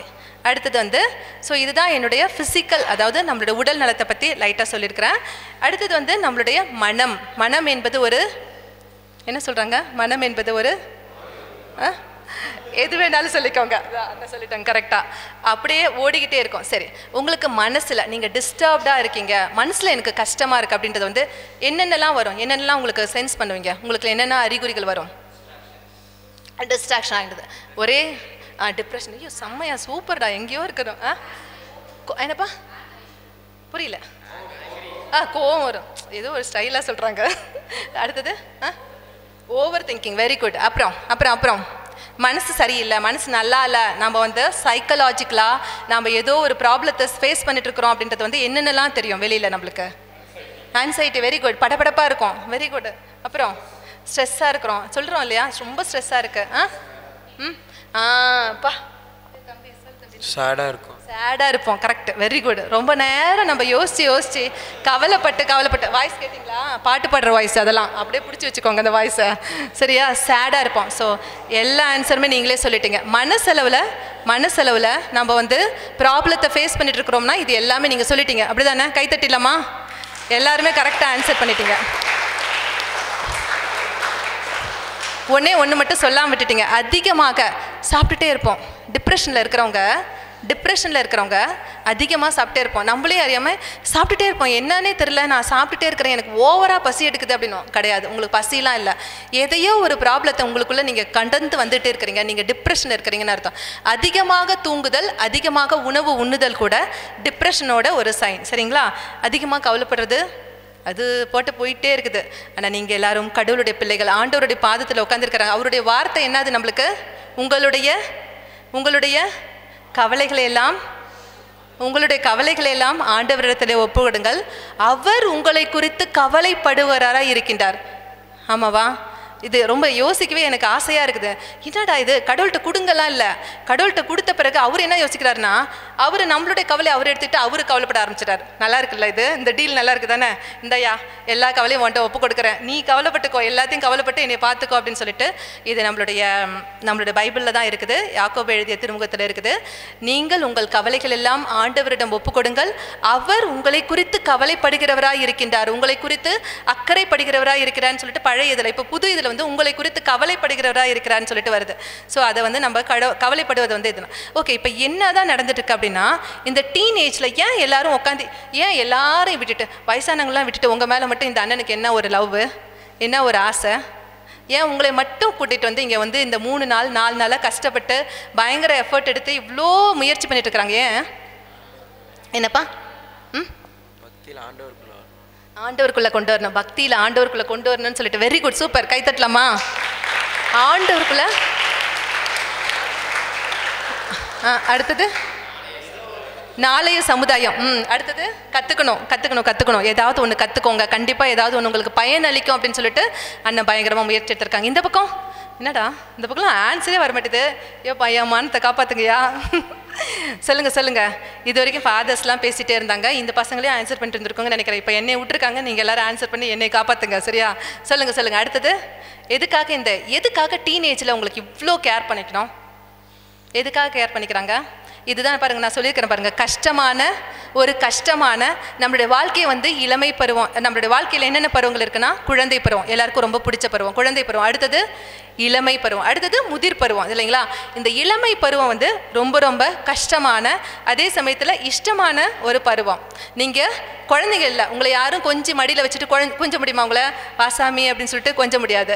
அடுத்தது வந்து நீங்கள் பெரியவங்க அப்படின்னு சொல்லிட்டு, வாப்பா மேலே ஸ்டேஜில் ஏறி பேசுப்பா, நீ பாட்டு பேசுப்பா அப்படின்னு சொல்லிட்டு உங்களை யாரும் பேசவும் சொல்ல மாட்டாங்க. ஸோ அப்போ என்ன ஆகுது அப்படின்னா, இது ஒரு பிரிட்ஜ் மாதிரி, இந்த பக்கத்துலேருந்து அந்த பக்கம் நீங்கள் கடந்து போகின்ற ஒரு பருவம், ரொம்ப ரொம்ப சேலஞ்சிங்கான பருவம். இந்த பருவத்தில் ஏற்படுகின்ற என்னென்னலாம் உங்களுக்குள்ளே ஏற்படலாம்?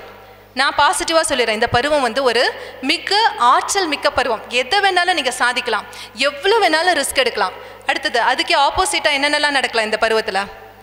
நிறையா டவுட்டு, டைமு புரியல எனக்கு. டிசிஷன் எடுக்க ட்ரை பண்ணுவீங்க, ஆனால் டிசிஷன் ஒழுங்காக எடுக்க மாட்டீங்க. வெரி குட், சூப்பர்ப்பா. அடுத்தது நிறையா உங்களுக்குள்ள கேள்விகள் வருமா வராதா? இந்த அம்மா இந்த அப்பா வச்சு எப்படி தான் மேனேஜ் பண்ணிச்சோ? கேட்குறீங்களா கேட்கலையா? இந்த அப்பாவெல்லாம் எப்படி இந்த அம்மா வந்துச்சு? அதே அம்மாவை நீங்கள் அப்புறமா சொல்லுவீங்க, கல்யாணம் பண்ணிவிட்டு, ஐயோ அப்பா தெய்வண்டா அப்படின்னு சொல்லுவீங்க. இந்த அம்மாலாம் கோயில் கட்டி கும்பிடணும்னு சொல்லுவாங்க. நம்மளுடைய இளமை பருவம் வந்து சிந்திக்க ஆரம்பிக்கிறீங்க, நீங்களே கேள்வி கேட்க ஆரம்பிக்கிறேன். அப்போ உங்களுக்குள்ள என்னென்னலாம் வரலாம்? நிறையா கன்ஃபியூஷன் வரும். சரியா நம்ம சிந்திக்கிறது சரியா? அப்புறம் உங்களுக்குள்ளே காம்படிஷன் வரும். டேய் அவன் மட்டும் மேலே போயிட்டே இருக்கிறான், அவன் மட்டும் எல்லாத்துலேயும் ஷைன் ஆகிட்டே இருக்கிறான், நானும் ஷைன் ஆகணும் அப்படின்னு சொல்லிட்டு உங்களுக்குள்ள காம்படிஷன் வருமா வராதா? அப்புறம் கம்பேர் பண்ணுவீங்க, அது மட்டும் வெள்ளையாக முழுக்குன்னு இருக்குது, நான் மட்டும் என்ன சொத்தையாக இருக்கிறேன் அப்படின்னு சொல்லிட்டு நம்மளையும் அறியாமல் கம்பேரிசன் வரும். இது எல்லாமே இளமை பருவத்தில் ஏற்படுகின்ற நம்மளுடைய சைக்காலஜிக்கலாக ஏற்படுகின்ற மாற்றங்கள். சரியா? ஸோ அப்போ இந்த மாற்றங்கள் வந்து எதுக்கு என்ன காரணம் அப்படின்னா, நம்மளுடைய பிரெயின் டெவலப்மெண்ட். இதெல்லாம் வந்து என்ன காரணம்? உள்ளுக்குள்ளே ஏதோ ஒன்று நடக்குது உங்களுக்கு. நம்மளோட பிரெயின் வந்து குழந்தையாக இருக்கிற பிரெயின், குழந்தைக்குரியதை யோசித்த பிரெயின் வந்து இப்போ வந்து அடல்ட் பிரெயினாக மாறணும். அது வந்து கம்ப்ளீட்டாக ஆகலை, அடல்ட் பிரெயினாக மாறலை.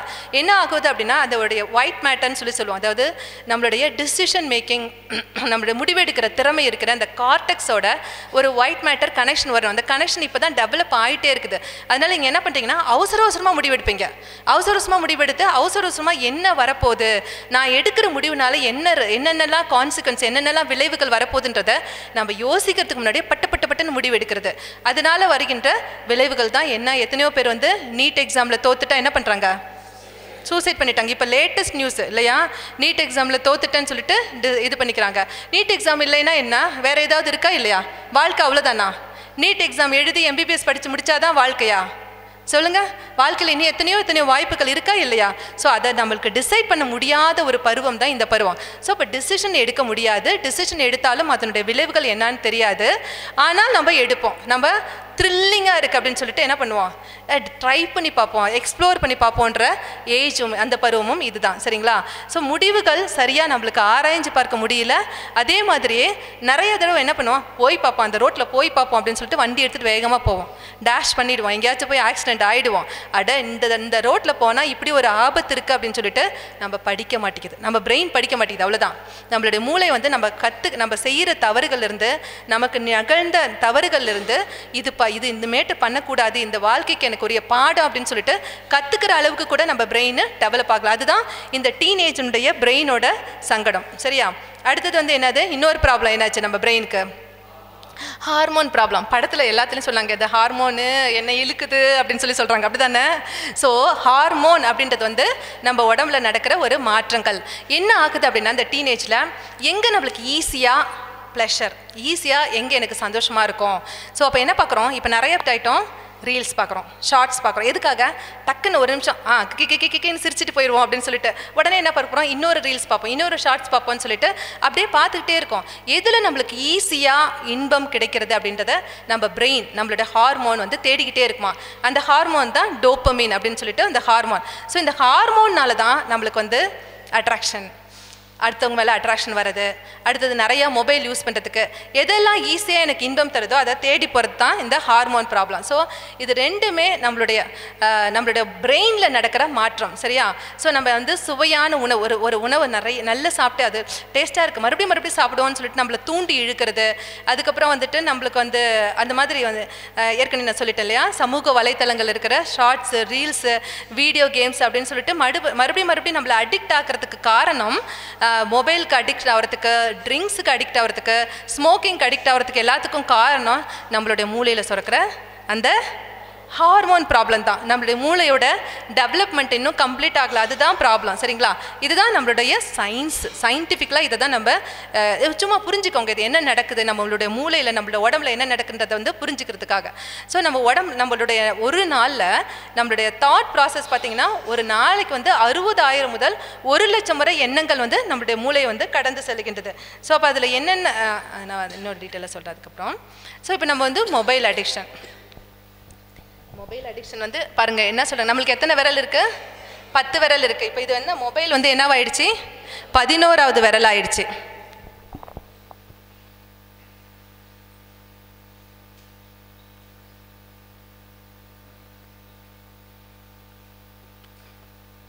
இது வந்து தூங்க டயர்டா இருக்கு, எப்ப பார்த்தாலும் போனை நோண்டிக்கிட்டு இருந்தா அப்படிதான்.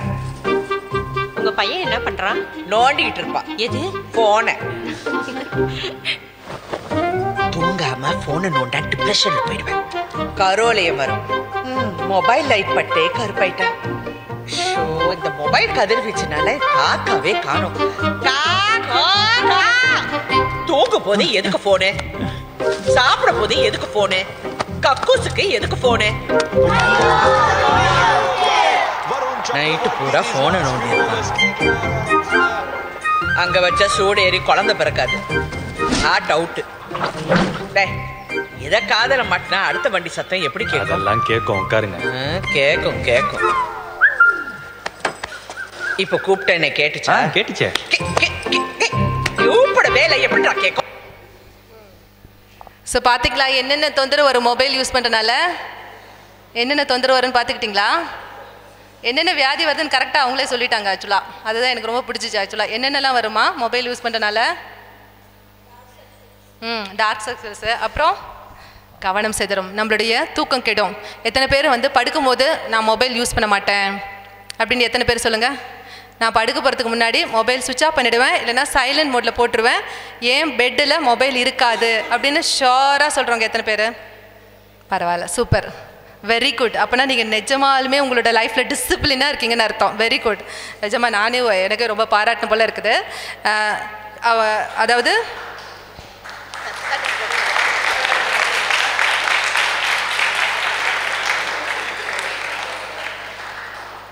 ஸோ இதை எப்படி குறைக்கலாம்? நீங்களே பார்த்துட்டிங்களா என்னென்ன ப்ராப்ளம் இருக்குன்னு சொல்லிட்டு.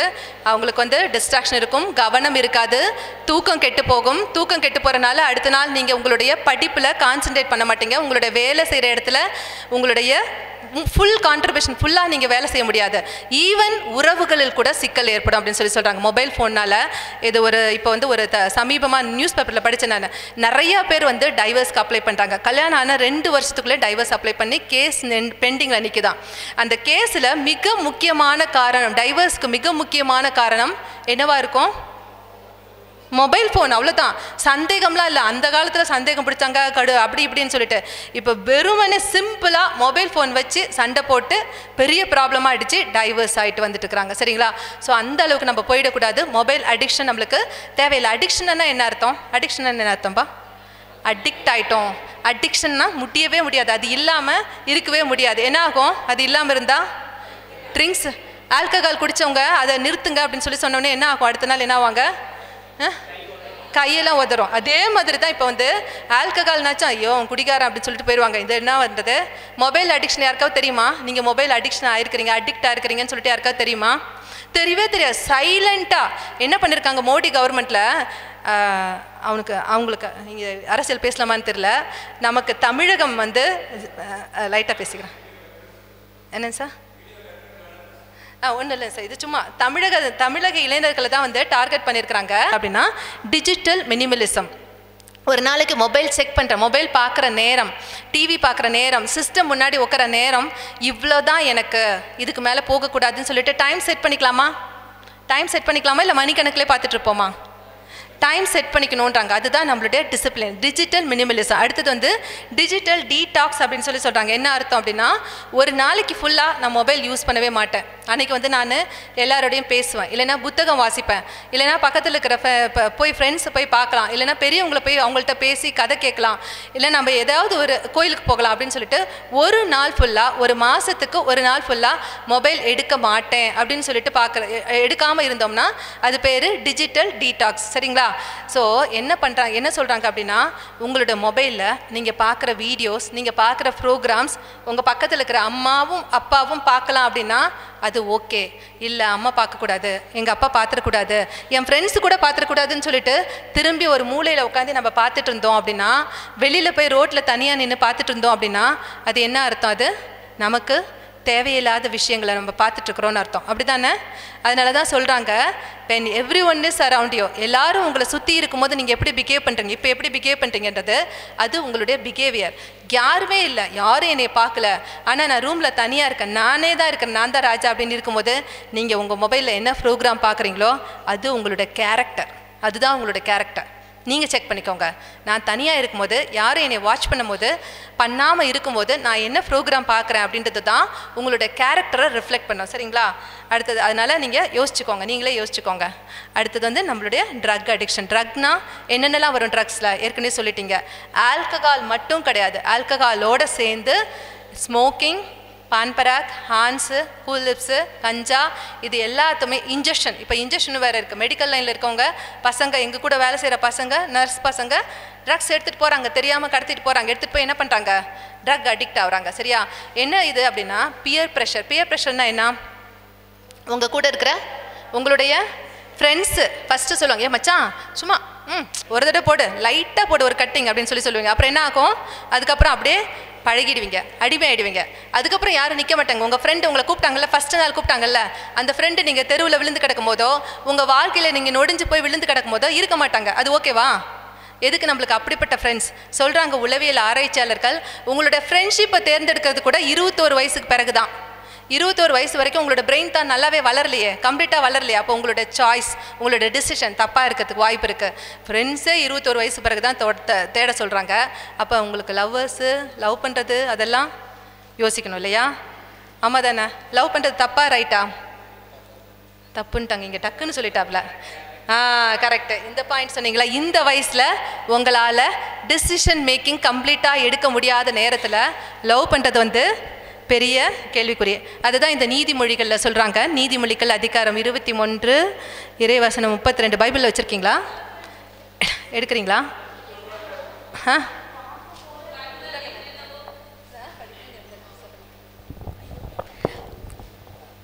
பிறகோ அது பாம்பு போல கடிக்கும், விரியனை போல தீண்டும். மதுவை பார்த்து, இந்த ரசத்தின் சிவப்பெண்ணே, பாத்திரத்தில் அதன் பளபள என சொல்லி மகிழாதீர். அது தொண்டைக்குள் செல்லும்போது இனிமையாயிருக்கும். பிறகோ அது பாம்பு போல கடிக்கும், விரியனை போல தீண்டும். என்ன கேட்டீங்க?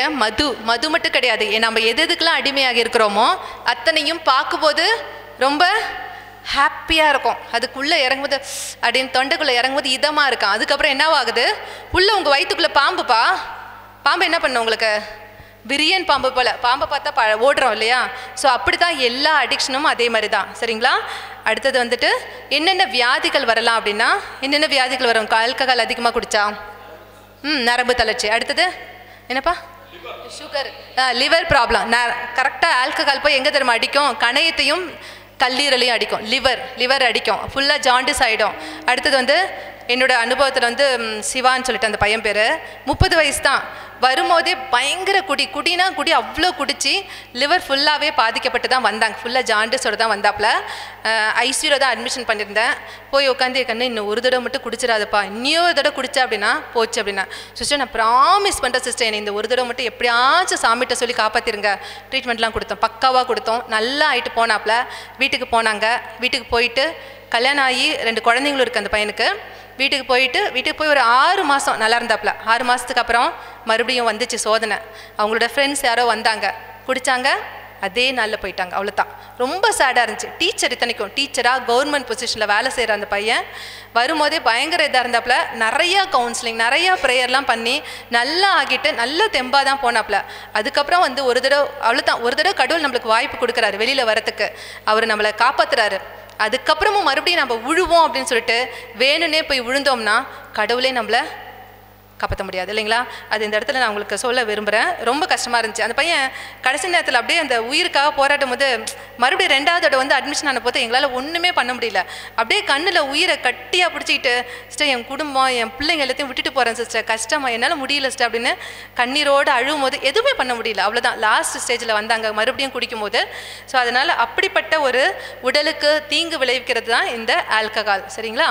அடுத்தது ஓகே, இதெல்லாம் நம்ம மனதளவில் நம்ம எந்த இதுக்கெல்லாம் அடிமையாக இருக்கிறோம் அப்படின்றத நாமளே யோசிச்சுக்கலாம். நான் இதுக்கு தான் அதுக்கு தான் சொல்லிடல, எதுக்கெல்லாம் அடிமையாக இருக்கிறோம், அந்த அடிமைத்தனத்துலேருந்து வெளியில் வரத்துக்கு நம்ம என்ன பண்ணலாம் அப்படின்னா, முதல்ல நம்ம நமக்குன்னு வாழ்க்கையில் ஒரு குறிக்கோள் வச்சுக்கணும். இந்த பழக்கத்தை விடணும் அப்படின்னு சொல்லிட்டு விடணும்னா அதை பற்றியே யோசிக்காதபடிக்கு அந்த சொல்லுவாங்க, அதாவது laziness is the workshop of Satan சொல்லுவாங்க. எங்கெங்கெல்லாம் சோம்பேறித்தனம் இருக்குதோ அங்கெல்லாம் டெவில் ரொம்ப அதிகமாக வேலை செய்யும். ஸோ நம்ம சோம்பேறித்தனம் இல்லாமல் இருக்கிறதுக்கு நம்மளுடைய வாழ்க்கையில் நம்ம ஒரு குறிக்கோள் வச்சுக்கணும். அதை குறித்து நம்ம அதையே யோசிக்கணும். அதை நம்ம அடையணும் அப்படின்னு சொல்லிட்டு குறிக்கோள்னா நம்மளுக்குன்னு ஒரு இலக்கு, நம்ம இதை செய்யணும், இதுவாக இருக்கணும், இந்த குடும்பத்திற்கு இந்த சமுதாயத்திற்கு ஏதாவது இதை செய்யணும்னு சொல்லிட்டு அந்த குறிக்கோளையே நம்ம யோசிக்கும் போது இந்த மாதிரி வீணா டைம் வேஸ்ட் பண்ணுற மாதிரி எதுக்கும் நம்ம அடிக்ட் ஆக மாட்டோம். சரிங்களா? அடுத்தது இமோஷ்னல் கேர். நம்ம மறுபடியும் இமோஷ்னல் கேர் எப்படிலாம் நம்மளுடைய உணர்வுகளை எப்படிலாம் நம்ம ஆரோக்கியமாக வைக்கலாம் அப்படின்றதுக்கு நம்ம போகலாம். அடுத்தது நான் சொன்னேன் இல்லைங்களா, ஒரு நம்மளுடைய மனசில் எத்தனை எண்ணங்கள் வருது ஒரு நாளுக்குள்ளே, நம்ம பிரெயின்குள்ளே 60,000லேருந்து 1 lakh. அப்பா எவ்வளோ பெரிய பிரெயின் இல்லையா? அப்போ நம்மளுக்கு நெகட்டிவ் தாட்ஸ் வரலாமா? வர்றது கண்டிப்பாக. யாராவது உங்களை திட்டாங்கன்னா கோபம் வருமா வராதா? ஆனால் நான் அந்த கோபத்துக்கு ரியாக்ட் பண்ணுறேன்னா இல்லை சரி ஓகே என் மேலேயும் தப்பு இருக்குது, ஒருவேளை அவங்க மேலேயும் தப்பு இருக்கலாம் அப்படின்னு சொல்லிட்டு ஒரு நிமிடம் நம்ம கண்ணை மூடி நல்ல ஒரு டீப்பாக ஒரு ப்ரீதிங் எடுத்துகிட்டு அப்புறம் மூச்சு பயிற்சி மாதிரி செஞ்சுட்டு கடவுளுடைய ஒரே ஒரு நிமிஷம் கடவுளுடைய பிரசன்னத்தில் நம்மளே நம்ம நிறுத்தி, கடவுளே நான் செஞ்சது கூட தப்பாக இருக்கலாம், என் மேலே தப்பு இருக்கலாம், என் மேலே தப்பே இல்லைனாலும் பரவாயில்ல, அவங்க மேலே தப்பு இருந்தாலும் நான் இப்போ வந்து என்னோடய கோபத்தை நான் வளர்த்த மாட்டேன். சொல்லுவாங்க இப்போ ரெண்டு நாய் சண்டை போட்டுட்டு இருக்குது. உங்கள்கிட்ட யாராவது கேட்டாங்கன்னா எந்த நாய் ஜெயிக்கும்னு சொல்லி கேட்டாங்கன்னா என்ன சொல்லுவீங்க? எந்த நாய் நல்ல குண்டா தும்முன்னு இருக்குதோ அந்த நாய் தான் ஜெயிக்கும்னு சொல்லுவீங்களா, சொல்ல மாட்டிங்களா? என்ன சொல்கிறாங்கன்னா, உங்களோட எண்ணங்கள் எந்த எண்ணம் வருதோ அந்த எண்ணத்துக்கு மறுபடியும் நம்ம ஃபீட் பண்ணிகிட்டே இருக்கிறோம். மறுபடியும் அந்த நெகட்டிவ் தாட்ஸ். இப்போ கோபம்ன்றது வந்து கோபத்தோடு முடிஞ்சிடும். அங்கேயே நீங்கள் ஒரு நிமிஷம் நீங்கள் ஏதாவது ஒன்று மூச்சு பயிற்சியோ இல்லை ஏதாவது ஒன்று அந்த இடத்த விட்டு போகிறதோ இல்லை ஒரு நிமிஷம் இறைவன் முன்னாடி நம்மளை அமைதிப்படுத்துறதோ அதோடு முடிஞ்சிடும். அந்த நெகட்டிவ் தாட்ஸ் நம்மளை விட்டு போயிடும். நம்ம அதை என்ன பண்ணுறோம், அதையே மறுபடியும் எதுக்கு அவள் திட்டினா, அவளை வச்சு செய்கிறேன் பாரு, அவளை நான் கண்டிப்பாக பழி வாங்குறேன் பாரு, இன்னைக்கு இல்லைனாலும் என்னைக்குனாலும் பழி வாங்குவேன்னு சொல்லிட்டு மனசுக்குள்ள அந்த நெகட்டிவ் தாட்ஸை மறுபடியும் சோறு போட்டு வளர்த்துக்கிட்டே இருந்தோம்னா எது ஜெயிக்கும்? எந்த நாய் ஜெயிக்கும்? நெகட்டிவ் தாட்ஸ் தான் நம்மளுக்கு ஜெயிக்கும். சரிங்களா?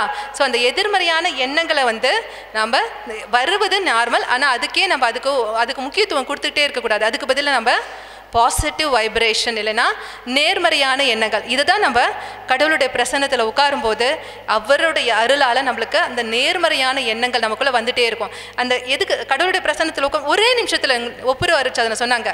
ஒப்புரவு அருட்சாதனத்தில் என்ன நடக்குது ஆக்சுவலாக, ஒரே நிமிஷத்தில் உங்களுள்ள இருக்கின்ற பாவங்கள் எல்லாம் ஒரே செகண்டில் கம்ப்யூட்டரில் டிலீட் பண்ணுற மாதிரி கடவுள் டிலீட் பண்ணுறாரா பண்ணலையா? அந்த பாவங்களோடு இருக்கின்ற குற்ற உணர்வு, பயம், அது எல்லாமே கடவுளுடைய பிரசன்னத்தில் டிலீட் ஆகுது. கரெக்டாக நம்புறீங்களா? அதுதான் நம்மளுடைய கத்தோலிக்க திருச்சபையில் நமக்கு ஒப்புரவு அருட்சாதனத்தில் நடக்கிற ஒரு அற்புதமான விஷயம். சரிங்களா? ஸோ இதை தான் நம்ம வந்து சைக்காலஜிஸ்ட் சொல்லுவாங்க, நீங்கள் நேர்மறையான எண்ணங்களை வளர்க்குறதுக்கு தான் நாம் கத்தோலிக்க பிள்ளைகள், கிறிஸ்துவ பிள்ளைகளுக்கு வந்து கடவுளுடைய அருளோட நமக்கு அது உதவி செய்கிறார். அதுதான் நம்ம வந்து நம்மளுடைய எண்ணங்களை வந்து இன்னும் தூய்மைப்படுத்துங்க அப்படின்னு சொல்லுவாங்க. சரிங்களா? Positive vibes. அடுத்தது வந்து நன்றி உணர்வு, கிராட்டிடியூட். எத்தனை பேருக்கு வந்து தேங்க்ஸ்ன்னு சொன்னால் ரொம்ப சந்தோஷமாக இருக்கும்? ரொம்ப தேங்க்ஸுங்க அப்படின்னு சொல்லிட்டு எல்லாருக்குமே இல்லையா? ரொம்ப தேங்க்ஸ்ன்னு சொன்னால் பிடிக்காது உங்களுக்குலாம்? யாராவது தேங்க்ஸ் பண்ணால் நம்மளுடைய போப் பிரான்சிஸ் சொல்லுவார், இந்த 3 வார்த்தைகளை அடிக்கடி உபயோகிங்கன்னு சொல்லுவாங்க. யாருக்காச்சும் தெரியுமா? வெரி குட், செம்ம அப்டேட் ஆகிருக்கீங்க, செம்ம சூப்பர், வெரி குட், கை தட்டுங்க.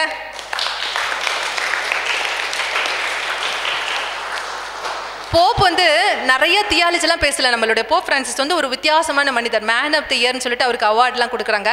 ஒரு வித்தியாசமான மனிதர். கடவுளுடைய இதை வந்து சிம்பிள் ஆக்கிட்டு, எப்பா நீங்கள் அடிக்கடி தேங்க் பண்ணுங்கள், அடிக்கடி தேங்க்யூ சொல்லுங்கள், உங்கள் கூட இருக்கவங்களுக்கு தேங்க் பண்ணுங்கள், உங்கள் பெற்றோர்களுக்கு தேங்க் பண்ணுங்கள், அம்மா தேங்க்யூ அப்படிலாம் நம்மளுக்கு செய்கிறாங்க. நிஜமாலுமே சில நேரங்களில் தேங்க்யூ சொன்னா அம்மா அப்படியே பார்ப்பாங்க, பரவாயில்லையே நம்ம பிள்ளை நம்மளெல்லாம் ரெக்கக்னைஸ் பண்ணுதுடா அப்படின்னு சொல்லிட்டு பார்ப்பாங்களா, பார்க்க மாட்டாங்களா? ஈவன் நம்மளுக்கு ஒருத்தவங்க கதவு திறந்து விட்றாங்க, நம்மளோட வாட்ச்மேனு, நம்மளுக்கு யாராவது ஒரு சின்ன ஹெல்ப், ஈவன் உங்களுடைய பொருள்களுக்கு கூட தேங்க் பண்ணுங்கன்னு சொல்கிறாங்க. நீங்கள் யூஸ் பண்ணுற பொருள்கள் கூட, நீங்கள் உட்கார்ந்துருக்கிற இடத்துக்கு கூட தேங்க்யூ. இந்த ரூமை விட்டு போவீங்களா இன்றைக்கி வெக்கேட் பண்ணிட்டு, அப்போ கூட தேங்க்யூ, இந்த ரூம் நான் நல்லா இருந்துச்சு, என்ஜாய் பண்ண உன்னோட பிரசன்ஸ் அப்படின்னு சொல்லிட்டு ஈவன் பொருள்களுக்கு கூட தேங்க் பண்ணுங்க. அப்படின் போது தேங்க் பண்ணும்போது என்ன ஆகுதுன்னா நமக்குள்ள நல்ல உணர்வுகள் தூண்டப்பட்டு வருகிறது. சரிங்களா? ஸோ கிராட்டிடியூட் அப்படின்றது வந்து ஒரு மிக இது காற்றுக்கு, நெருப்புக்கு, எல்லாத்துக்கும் கூட நம்ம அனுபவிக்கிற எல்லா பிளெஸ்ஸிங்ஸ்க்கும் அதுதான் என்ன சொல்லுவாங்கன்னா, count your blessings not your ears. So அதனால் நம்மளுடைய நன்றி உணர்வு வந்து நம்மளை இமோஷ்னலாக நல்லா வச்சுருக்கோம். நன்றி உணர்வை எப்படிலாம் வெளிப்படுத்தலாம்? நம்மளுடைய இயற்கையை ரசிக்கும் போது இந்த நன்றி உணர்வு எப்படிலாம் வரும் அப்படின்னா, இங்கே நல்ல அழகான இடம், இந்த இடம் தெரியல, மதுரையிலேருந்து இங்கே வந்து ஏற்படுத்தியிருக்கிறாங்க, இந்த இடம் எவ்வளோ அழகான இடம்னு அவர் கண்டுபிடிச்சிட்டாரு. ஏற்காட்டில் வரதே எதுக்காக? இயற்கை நம்மளை சூழ்ந்திருக்கிற இயற்கையை ரசிக்கிறதுக்காக தான். இயற்கையை ரசிக்கும் போது சரி இங்கே வந்துட்டோம், இயற்கையை ரசிச்சிட்டோம். நம்ம வீட்டில் இருக்குதா இயற்கை? நம்ம வீட்டை சுற்றி இயற்கை ரசிக்கலாமா? வானம் இருக்கா? எல்லா இடத்துலையும் வானம் இருக்கு இல்லையா? தோட்டம் இருக்கா? எல்லா இடத்துலையும் இருக்குது இல்லைங்களா? ஸோ இயற்கையை ரசிக்கும் போது, குழந்தைகளோடு விளையாடும் போது நம்மளாம் வந்து என்ன பண்ணுவோன்னா, ஒரு சில கட்டத்தில் வந்து இதுக்கிட்டலாம் யார் விளையாடுறது அப்படின்னு நினைப்போம். குழந்தைங்களோடு விளையாடும் போது நம்மளுடைய மைண்ட் வந்து ரிலாக்ஸ் ஆகிடும். நீங்களும் போய் அவங்களோட சேர்ந்து கொஞ்சம் விளையாடும் போது மைண்ட், ஈவன் செல்ல பிராணிகளோட விளையாடுங்க. பெரியவங்க உங்கள் வீட்டில் தாத்தா பாட்டிங்க இருந்தாங்கன்னா அப்புறம் சொல்லு ஆயா, சொல்லு கிளவி அப்படின்னு சொல்லுவீங்களா? எனக்காச்சும் அவங்க கதையை கேட்குறீங்களா? அதுக்கு தான் இந்த ஒரு நாள் நீங்கள் ஃப்ரீ ஆகிக்கணும். ஒரு நாள் ஃபுல்லாக பாட்டி நீங்கள் என்னெல்லாம் நடந்துச்சு உங்கள் வாழ்க்கையில் அப்படின்னு சொல்லிட்டு நீங்கள் அவங்களோட பேசும்போது உங்களுக்கு அவங்களுடைய அனுபவம் என்கின்ற ஞானம் கிடைக்கும். உங்களுக்கு அந்த அனுபவத்திலேருந்து ஞானம் கிடைக்கும். சரிங்களா? அடுத்தது வந்துட்டு நம்மளுடைய அதுதான் சொல்லியிருக்கிறேன், நம்மளுடைய நன்றி உணர்வை வெளிப்படுத்தும் போது இது எல்லா இடத்துலையும் பஸ்ஸில் பார்த்துருக்கீங்க இல்லையா? யார் சொன்னது இது? கலைஞர் கருணாநிதி. மட்டமட்டன்னு வேலை. நீங்களாம் என்ன பார்த்ததே இல்லையா பஸ்ஸில்? நான் நீ என்று சொல்லும்போது அப்படின்னா நாம் செல்ஃபிஷாக இருந்தோம் அப்படின்னோம்னா அதில் ஹாப்பினஸ் இல்லை. நம்ம அடுத்தவங்களுக்காக அடுத்தவங்களை பற்றி அடுத்தவங்களை யோசிக்கும் போது நாம் போகலாம், நாம் இதை செய்யலாம் அப்படின்னு சொல்லிட்டு அடுத்தவங்களையும் சேர்த்துக்கும் போது அதில் டீம் ஒர்க்கும் இருக்கும், ஹாப்பினஸும் இருக்கும். சரிங்களா? இந்த மகிழ் வித் மகிழ் அப்படின்ற ஒரு கான்செப்ட் தெரியுமா உங்களுக்கு? கேட்டிருக்கீங்களா? அடுத்தவங்களை பார்த்து அவங்களுக்கு உதவி செய்கிறதுக்குன்னு நிறைய பேர் இப்போ வந்திருக்கிறாங்க. என்ன அப்படின்னா அவங்க வீட்டில் பயங்கர ஏதோ ப்ராப்ளத்தெலாம் சந்திக்கிறாங்க. ஆனால் யாரையாச்சும் ஒருத்தருக்கு ஹெல்ப் பண்ணும்போது, யாரையாவது ஒருத்தவங்களை சந்தோஷப்படுத்தும் போது நம்மளை விட நமக்கு மறுபடியும் திருப்பி தராதவங்களை, அதுதானே ஏசப்பா சொல்லியிருக்கிறாரு, உங்களுக்கு யார் திருப்பி தர முடியாதோ அவங்கள சந்தித்து அவங்கள சந்தோஷப்படுத்துங்க, அதுதான் உங்களுக்கு விண்ணகத்தில் பெரிய செல்வத்தை சேர்த்து வைக்கும் இல்லைங்களா? ஸோ உங்களுக்கு உறவுகளுக்காக நம்மளை மகிழ்விக்கிறதுக்காக நம்ம நிறைய எஃபர்ட் எடுத்து அவங்கள்ட்ட போய் அந்த இது போய் சேரும்போது, இப்போ ஒன்றுமே இல்லை, அண்ணனுக்கு ஸ்டீபன் அண்ணனுக்கு நீங்கள் இங்கேருந்து போகும்போது எல்லாரும் வந்து சந்தோஷமாக போகும்போது நான் பட்ட கஷ்டத்துக்கெலாம் நான் எடுத்த முயற்சிக்கலாம் கடவுளுடைய கிருபையால் பிள்ளைகள் எல்லாரும் பயன்பெற்று போகிறாங்கன்னு சொல்லிட்டு இன்றைக்கி நைட் அவர் தேங்க் பண்ணுவார் கடவுளுக்கு. அந்த சந்தோஷம் யாராலுமே கொடுக்க முடியாது. அதுதான் உங்களை எல்லாம் மகிழ்வித்து அவர் மகிழ்வார். கரெக்டுங்களாங்கண்ணா? அந்த உணர்வு வரும்.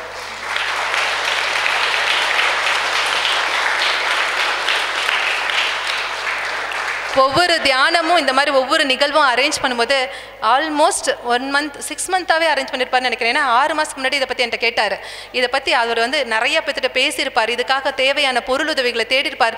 இரவும் பகலும் இந்த இதை குறித்து தான் யோசிச்சுட்டே இருப்பார். எப்படி பண்ணலாம், எப்படி பசங்களை கூட்டிகிட்டு வரலாம், எப்படி அவங்கள சந்தோஷமாக அவங்கள திருப்தியாக அவங்க போகும்போது ஏதாவது ஒரு பயனடைந்து போகணும்னு சொல்லிட்டு யோசிச்சுட்டே இருந்திருப்பாங்க.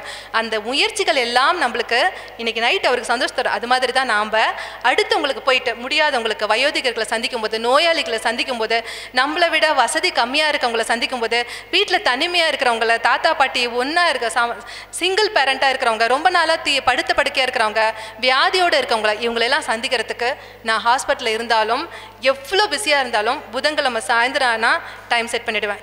என்ன பிஸியாக இருந்தாலும் கேஸ் ஏதாவது இருந்தால் கூட நான் சொல்லுவேன் வந்துடுறேன், 7:30 வந்துடுறேன் அப்படின்னு சொல்லுவேன். 6:00 7:00 வரைக்கும் போயிடுவேன் நான் பாட்டுக்கு. எங்கேயாச்சும் தனியாக இருக்கவங்கள, அன்பியத்தில் இருக்கிறவங்கள, வீடுகளை போய் சந்திக்கும் போது என்னுடைய ஆன்மா சந்தோஷப்படுது, என்னுடைய மனம் சந்தோஷப்படுது. அந்த மாதிரி நீங்களும் வாரத்துக்கு ஒரு முறை யாரையாவது ஒருத்தரை சந்தோஷப்படுத்தணும்னு சொல்லிட்டு முயற்சி எடுத்து பார்க்கலாம். சரிங்களா? மகிழ் வித்து மகிழ். அடுத்தது இது வரைக்கும் நம்ம பார்த்தது வந்து இமோஷனல் ஹெல்த் கேர். இன்னும் ஒரு 5 நிமிஷம் தான் முடிக்க போகிறேன், தூங்கக்கூடாது. சரிங்களா? மென்டல் ஹெல்த் கேர் சொன்னீங்க, தம்பி சொன்னீங்க இல்லையா?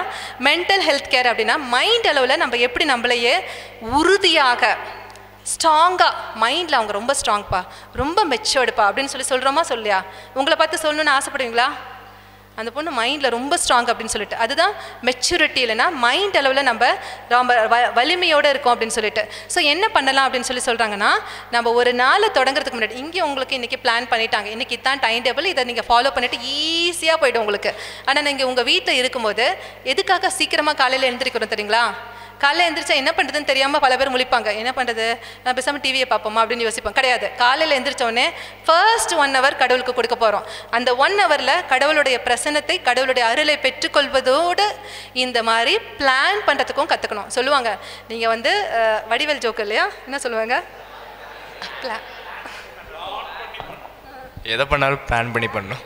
ஓகே ஓகே சொல்லுவாங்க, if you fail to plan, if you fail to கண்ணு கேட்டுக்கோங்க, if you fail to plan you are planning to fail. எந்த ஒரு நிகழ்வுக்காக இருந்தாலும் சரி, நீங்கள் உங்களுடைய படிப்பாக இருந்தாலும் சரி, உங்களுடைய வேலையாக இருந்தாலும் சரி, நீங்கள் அன்றைக்கி பிளான் பண்ணாமல் போனீங்கன்னா நிறையா ஃபெயிலியரை சந்திப்பீங்க. ஸோ உங்களுடைய மனசில் உங்களுடைய மைண்டு டென்ஷன் இல்லாமல் இருக்கணும், ஸ்ட்ரெஸ் ஆகாமல் இருக்கணும் அப்படின்னா பிளான் பண்ணிக்கணும். ஸோ அந்த பிளான்லேயே வந்து டெய்லி பிளான், அடுத்தது டெய்லி பிளான், அடுத்தது வீக்லி பிளான்.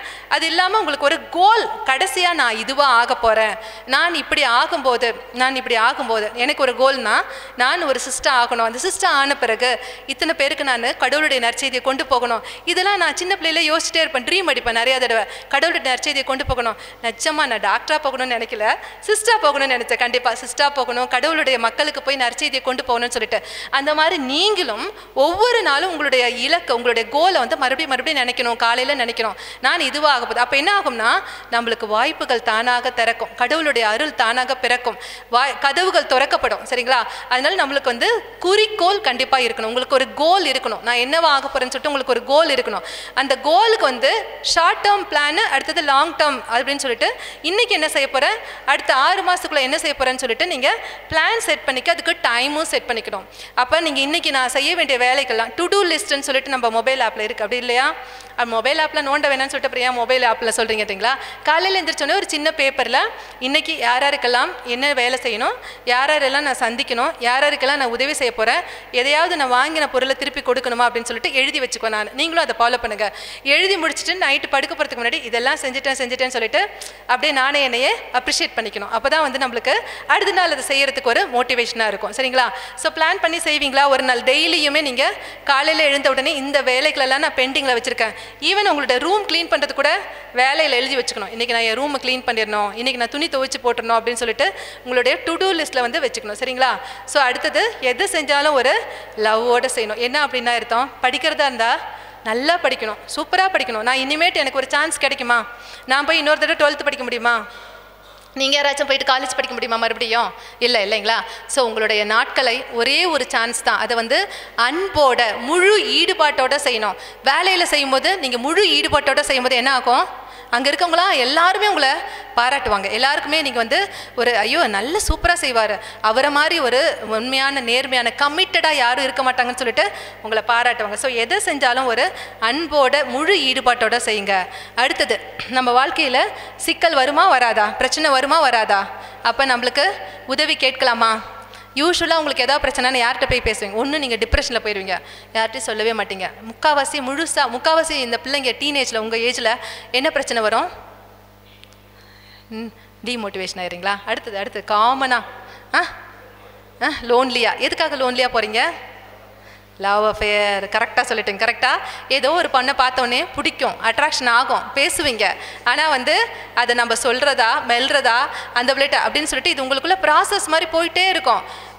அது ஆக்சுவலாக இந்த ஏஜில் உங்களுக்கு அது கிடையாது. உங்களுக்கு வேறு இது. இப்போ உங்களுக்கு லவ் பண்ணி உங்கள் டைம் வேஸ்ட் பண்ணிடாதீங்க. நிஜமாக சொல்கிறேன், உங்கள் டைமை வேஸ்ட் பண்ணிடாதீங்க. 21 வயசுக்கு மேலே உங்களுக்குன்னு ஒரு வேலை சொந்தமாக நீங்கள் நல்லாவே நிற்கிறீங்க. அதுக்கப்புறம் உங்களுடைய பேரண்ட்ஸோட எக்ஸ்பெக்டேஷன்ஸ் என்ன, உங்களுடைய தகுதி என்ன அப்படின்லாம் யோசிச்சு முடிவெடுக்கிறதுக்குள்ளே தானாக கடவுள் உங்களை அனுப்பிச்சுடுவார். கடவுள் உங்களை சந்திக்க வைப்பார், உங்களுடைய வாழ்க்கை துணையை. சரிங்களா? அதுக்காக தினமும் ப்ரேயர் பண்ணுங்கள். உங்களுடைய வாழ்க்கை துணை நல்லவங்களாக கிடைக்கணும், நல்ல வாழ்க்கை துணை வேணும்னு சொல்லிட்டு. ஏன்னா எத்தனையோ லவ் மேரேஜ், நிறைய பேர் 90% லவ் மேரேஜ் 10 வருஷம் தான் நல்லா இருக்காங்க, ஃபஸ்ட்டு 2 இயர்ஸ் நல்லா இருக்கிறாங்க, அதுக்கப்புறம் வந்து நிறைய ப்ராப்ளம். அதையும் தாண்டி வந்துட்டாங்கன்னா 10 வருஷத்துக்கு அப்புறம்லாம் பிரியிறாங்கப்பா, 10 வருஷத்துக்கு அப்புறம்லாம் பிரேக்கப் ஆகுறாங்க. சரிங்களா? ஸோ அதனால் வந்து ஏதாவது இப்படி உங்களுக்குள்ளே ஏதாவது ஒரு பிரச்சனை ஓடிக்கிட்டே இருக்குது அப்படின்னா it is okay to ask for help. உங்களுடைய மறுபடியும் உங்கள் ஃப்ரெண்ட்ஸ் உங்கள் ஏஜில் இருக்கிறவங்கள்ட்ட போய் கேட்காதீங்க.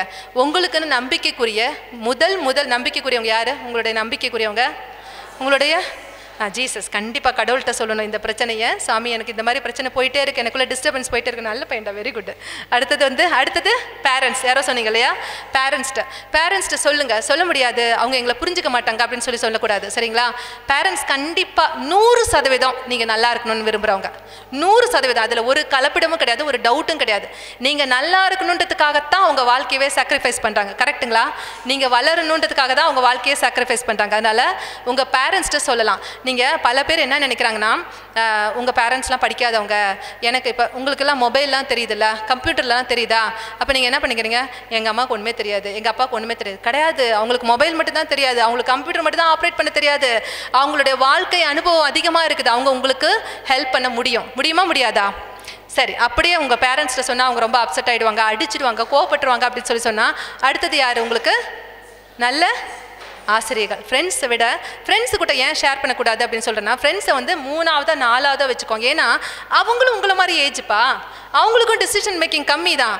அவங்களும் உங்களுக்கு வந்து சொல்லுவாங்க, சரி விட்டுரு பரவாயில்ல, லவ் பண்ணிக்கோ, நான் உனக்கு சப்போர்ட் பண்ணுறேன் அப்படின்னு சொல்லுவாங்க. கிடையாது, நீங்கள் உங்களை விட வயதில் கூடின உங்களுடைய ஆசிரியர்கள் இல்லைன்னா அருட்தந்தையர்கள் இல்லைன்னா அருட்கண்ணியர்கள்ட்ட ஓப்பனாக பேசுங்க.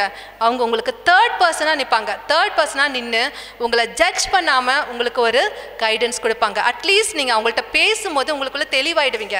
இதுதான் உங்களுக்குள்ள ப்ராப்ளம் ஓடிட்டு இருக்கு அப்படின்னு சொல்லிட்டு தெளிவாகிறதுக்கு வாய்ப்புகள் அதிகம். சரிங்களா? 4வதா, இவங்க யாருமே எனக்கு கிடைக்கலப்பா, எங்கள் அம்மா அப்பாட்ட ஓப்பன் பண்ண முடியாது, என் ஃப்ரெண்ட்ஸ் என்னுடைய டீச்சர்ஸ்ட்டு ஓப்பன் பண்ண முடியாது, என்னோட பேரண்ட்ஸ் பேசிட்டு அதை ஓப்பன் பண்ண முடியாது, என்னை தப்பாக ஜட்ஜ் பண்ணிடுவாங்க, இவ்வளோ பெரிய நல்ல பையன் இப்படியா அப்படின்னு சொல்லிட்டு என்னை காரி துப்பிடுவாங்கன்னு நினைக்கிறீங்க அப்படின்னா மட்டும்தான் கடைசியாக தான் உங்களோட உங்களுடைய ஃப்ரெண்டு வந்து டிசிஷன் மேக்கிங்கில் அவங்களும் உங்களை மாதிரி கம்மியாக தான் இருப்பாங்க. சரிங்களா? அதனால் it is okay to get help. அடுத்தது இந்த இது பார்த்தீங்களா, எப்போல்லாம் நம்மளுக்கு ரெட் சிக்னல் போட்டாங்கன்னா என்ன பண்ணுறோம், ஒரே நிமிஷம் நிற்கிறோம், அப்படியே நிற்கிறோம், அந்த ரெட் சிக்னல் கிளியர் ஆகிற வரைக்கும் நிற்கிறோம். நிற்கும் போது என்ன ஆகுது, டிராஃபிக் எல்லாம் கிளியர் ஆகிடுதா? அதே மாதிரி தான் நம்மளுடைய வாழ்க்கையில் பிரச்சனைகள் வரும்போது, ஏதாவது ஒன்று பிரச்சனைகளை சந்திக்கும் போது படப்படன்னு முடிவெடுக்காதீங்க. கொஞ்ச நேரம் யோசிங்க, என்ன பண்ணலாம், இதுக்கு என்ன சொல்யூஷன் இருக்குது அப்படின்னு சொல்லிட்டு கொஞ்ச நேரம் நிதானமாக யோசிப்பது நல்லது. அடுத்தது வந்து பி கிரியேட்டிவ். கிரியேட்டிவ்னா என்ன, உருவாக்குறது. அப்புறம் நான் ஒரு டிஃப்ரெண்ட்டாக இருக்கணும் அப்படின்னு சொல்லி யோசிச்சிருக்கீங்களா? நீங்கள் எல்லாரும் அதே சட்டை போட்டால் நம்ம டிஃப்ரெண்ட்டாக ஒரு ஹேர் ஸ்டைல் வச்சுக்கணும்னு யோசிப்பாங்க. அது வந்து சினிமா ரோல் மாடல். அப்படி இல்லை, கடவுளுடைய இதுலேருந்து கடவுளுடைய பிள்ளைகள் நம்ம என்ன பண்ண போகிறோம், நம்மளுடைய திறமைகளை பயன்படுத்தி, நமக்கு கொடுக்கப்பட்ட நேரத்தை பயன்படுத்தி, நம்மளுடைய ஆற்றல்களை பயன்படுத்தி ஒவ்வொன்றையும் சிறப்பாக செய்யணும். சூப்பராக நான் செஞ்சேன்ப்பா, என்னோட எஃபர்ட்டை நான் போட்டுட்டேன்ப்பா, அதுக்கப்புறம் கடவுளோட பிளெஸ்ஸிங் அப்படின்னு சொல்ல முடியுமா உங்களுக்கு? க்ரியேட்டிவாக செய்யணும். சரிங்களா? இதை அப்படியே யோசிச்சுக்கோங்க, க்ரியேட்டிவாக எப்படி செய்யலாம் அப்படின்னு சொல்லிட்டு. அடுத்தது வந்து எங்கே சுற்றி வந்தாலும் உங்களோட ஃபேமிலி தான் உங்களுக்கு. எத்தனை ஃப்ரெண்ட்ஸ் வந்தாலும், எத்தனை ரிலேஷன்ஷிப் கிடைச்சாலும் உங்களுடைய குடும்பம் தான் உங்களுக்கு எல்லா விதத்துலேயுமே, உங்களுடைய குடும்பம் தான் உங்களை சப்போர்ட் பண்ணுறோம். பேஸ் அதுதான். சரிங்களா? ஸோ ஃபேமிலி ப்ரேயர் பற்றி சொல்லியிருப்பாங்கன்னு நினைக்கிறேன், தெரியல, அதனால் நான் ஒரு லைன் மட்டும் போட்டேன்.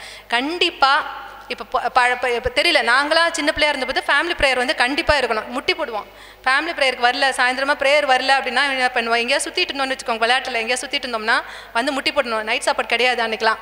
அவ்வளோ ஸ்ட்ரிக்டாக நம்மளை வளர்த்துனாங்க. இப்போலாம் பேரண்ட்ஸ் அப்படி வளர்த்துறதில்ல, அப்படி தானுங்க? இப்போலாம் வந்து ப்ரேயராம்மா நைட் படுக்கும் போது ப்ரேயர் பண்ணிக்கலாமா, அப்படியே படுத்துக்கிட்டே ப்ரேயர் பண்ணுவோம்மா அப்படின்னு சொல்லுவோம். கிடையாது. கண்டிப்பாக கடவுளுடைய பாதத்தில் ஃபேமிலியாக உங்களுடைய குடும்பத்தோடு நீங்கள் உட்காந்து ஜெபிக்கிற ஜெபம் தலைமுறையாக ஆசீர்வாதமாக இருக்கும். நம்புறீங்களா? தலைமுறையாக ஆசீர்வாதமாக இருக்கும். அதுதான் நீங்கள் வந்து ஃபேமிலி ப்ரேயருக்கு கண்டிப்பாக முக்கியத்துவம் கொடுக்கணும். அடுத்தது வந்து ஃபர்கிவ். நிறைய பேர் என்ன பண்ணுறோம் அப்படின்னா, நிறைய நம்மளோட கில்ட் ஃபீலிங், அப்படி குற்ற உணர்வுகள் மனசுக்குள்ளேயே வச்சுட்டே இருப்போம். சிலப்போ வந்து மன்னிக்க முடியாமல் கஷ்டப்பட்டுட்டே இருப்போம். பழைய கசப்பான உணர்வுகளை வந்து இன்றைக்கி உங்களுக்கு ஒரு வாய்ப்பு கிடச்சிருக்குது.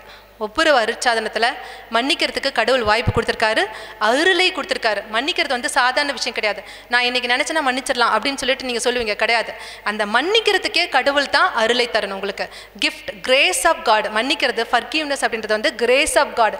ஸோ கடவுளுடைய அருளால் நீங்கள் வந்து உங்களுடைய வாழ்க்கையில் இருக்கிற பழைய கசப்பான உணர்வுகளை, கசப்பான நிகழ்வுகளை, குற்ற உணர்வுகளை கடவுளுடைய பாதத்தில் இறக்கி வச்சுட்டு அவருடைய அருள், அவருடைய இரக்கம் மிகப்பெரியது அப்படின்றத வந்து உணர்ந்துக்கணும். அடுத்தது வந்து எப்பெல்லாம் நம்மளுக்கு எதிர்பாராத நஷ்டம், நம்மளோட குடும்பத்தில் எதிர்பார்க்காம அப்பா இறந்துடுறாங்க, இல்லை ஏதாவது நம்ம குடும்பம் நொடிஞ்சு போயிடுச்சு அப்படின்னா அதிலே மூழ்கி நம்ம டிப்ரெஷனில் போக தேவையில்லை. கடவுள் நமக்கு அடுத்த வாய்ப்புகளை தராரு. நம்மளுடைய கைகளை, நம்பிக்கை அப்படின்ற கையை ஊன்றி அடுத்து எழுந்து நிற்க நம்ம கற்றுக்கணும். தோல்விகளே தோல்வியாக நினச்சிட்டு அங்கேயே நம்ம மூழ்கிடக்கூடாது. இவ்வளோதான்ப்பா என் வாழ்க்கை இத்தோடு முடிஞ்சிருச்சுன்னு சொல்லிட்டு நம்ம யோசிக்கவே கூடாது. கடவுளுடைய பிள்ளைகளுக்கு மறுபடியும் கடவுள் ஒரு கதவு அடைக்கப்பட்டாலும் இன்னொரு கதவை திறந்து விடுவார். அதனால நம்பிக்கையோடு எழுந்து நிற்கலாம். அடுத்தது வந்து listen to your inner voice. உங்களுடைய மனச்சான்றின் குரலுக்கு செவி கொடுங்க. மனச்சான்றுன்னு ஒன்று இருக்கா? மனசாட்சின்னு இருக்கா?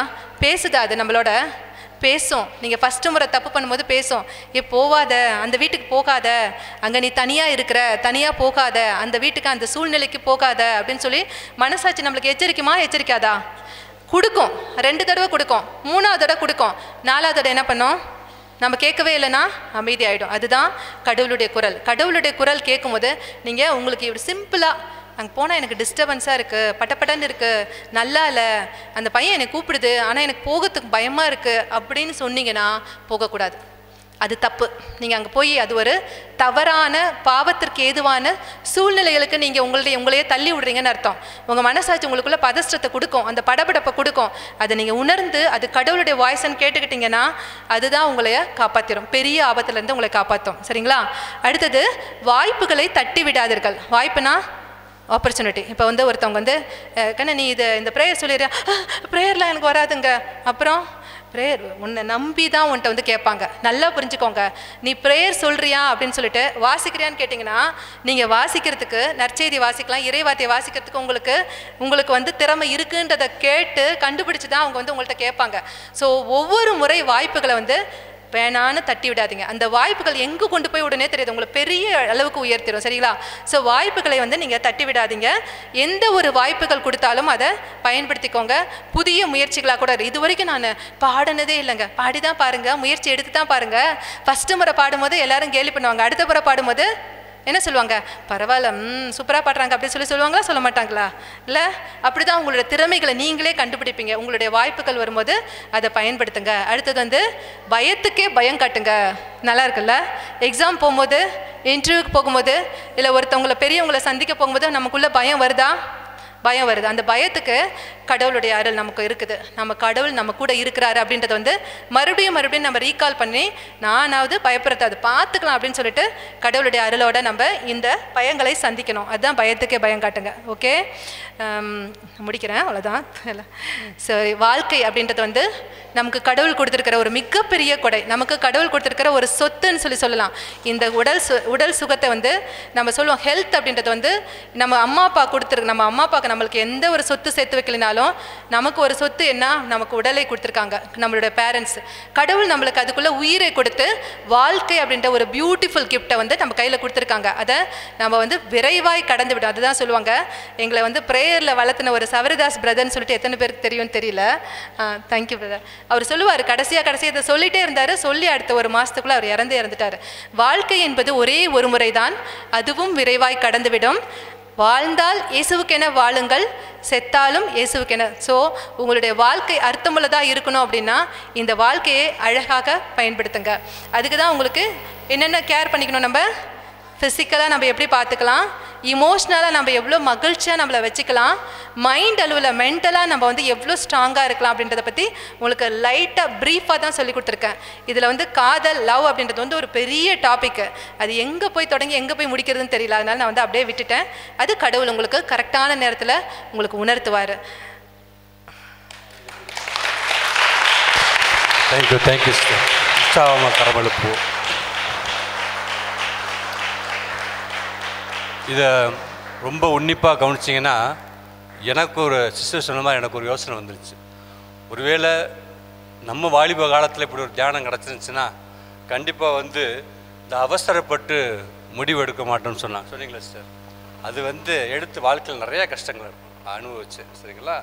அதே மாதிரி உதவி கேட்குறதுனாக்கும் நம்ம எதுக்கு அடுத்தவங்கள்ட்ட போகணும், நானே பெரிய ஆள் அப்படின்ற மாதிரி அந்த மாதிரி கொஞ்ச நாள் போய் கஷ்டம் அனுபவிச்சேன். சரிங்களா? இப்போ நில், கவனி, செல், எதாக இருந்தாலும் கடவுள்கிட்ட ஒப்படைச்சிட்டோம். கிட்டத்தட்ட இந்த வகுப்பு எடுக்கிறதுக்கு சிஸ்டருக்கு 6ஆம் தேதி காலையில் 10:54 இருந்து இந்த வகுப்பு எடுக்கிறதுக்கு உங்களுக்காக தயார் பண்ணியிருக்காங்க. Praise the Lord. கிட்டத்தட்ட 7 நாட்கள்.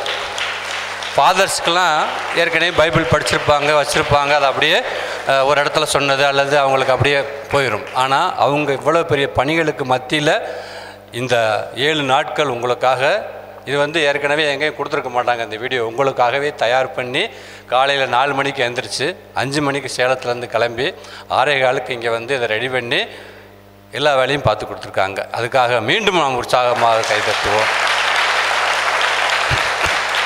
இன்னும் சொல்லப்போனால்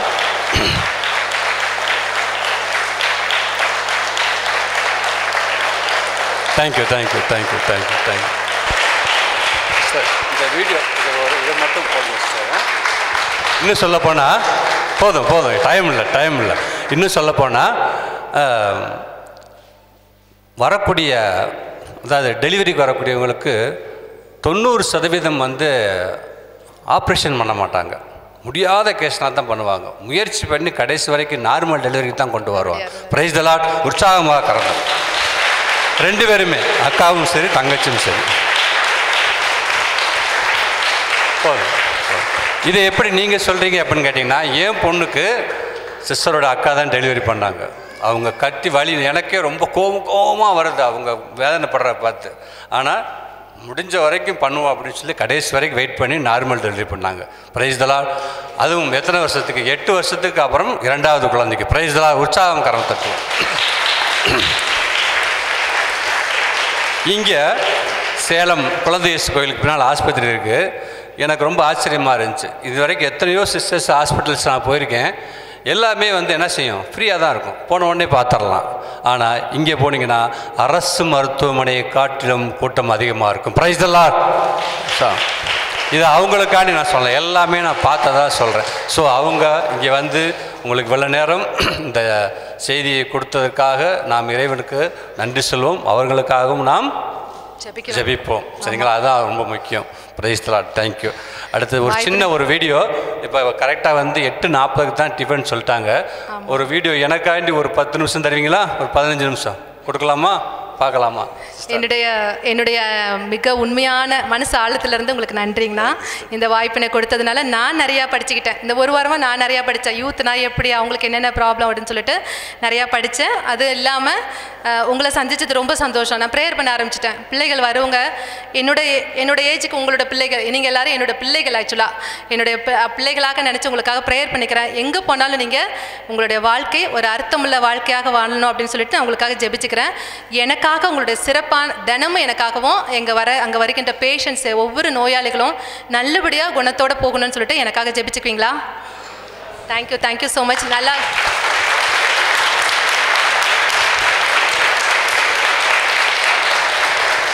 கடைசியாக ஒன்று, இதுவும் ஒரு சாட்சி தான். ஒரு சாவின் விளிம்புக்கு கிட்டத்தட்ட நெருங்கி போயிட்டார். அவரையும் குணப்படுத்தி அனுப்பிச்சி கொடுத்தாங்க. Praise the Lord. அது ஏன்னா கடவுள் அவங்களோட இருக்காங்க. அதுதான், அவங்களோட இருக்கும்போது எந்த காரியமும் கடவுள் இருக்கும்போது அது நடக்கும். இயேசுவுக்கே புகழ், மரியே வாழ்க. இந்த வீடியோ ஒன்று பார்க்கலாம். சரிங்களா? இது ஒருத்தவங்க எடுத்து அனுப்பிச்சி விட்டாங்க. தயவுசெய்து பிள்ளைங்களுக்கு போட்டு காட்டுங்க, முடியுமா முடியாதான்னு கேட்டாங்க. நான் என்னால் ஒன்றும் மறுக்க முடியல. இருந்தாலும் வாய்ப்பு கிடச்சா நான் போடுறேன் அப்படின்னு சொன்னேன். இப்போ கடவுளாக பார்த்து நான் இதை விரும்பலை. சரி, நம்ம அவங்க சொல்கிறாங்க அப்படின்ட்டு. ஆக்சுவலாக அந்த ஒரு 15:45 தான் காலை உணவு. ஏன்னா கொஞ்சம் லேட் ஆயிடுச்சு அப்படின்னாங்க. சரி, இப்போ ஒரு 15 நிமிடத்தை நம்ம இதை கடவுளுடைய திட்டமாக இருக்குமோ?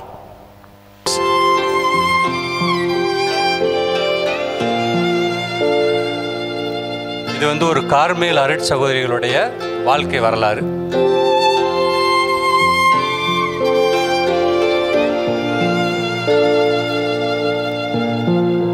அந்த பொண்ணு என்ன செய்யலாம்னு உங்களை மாதிரி எது கேட்குது.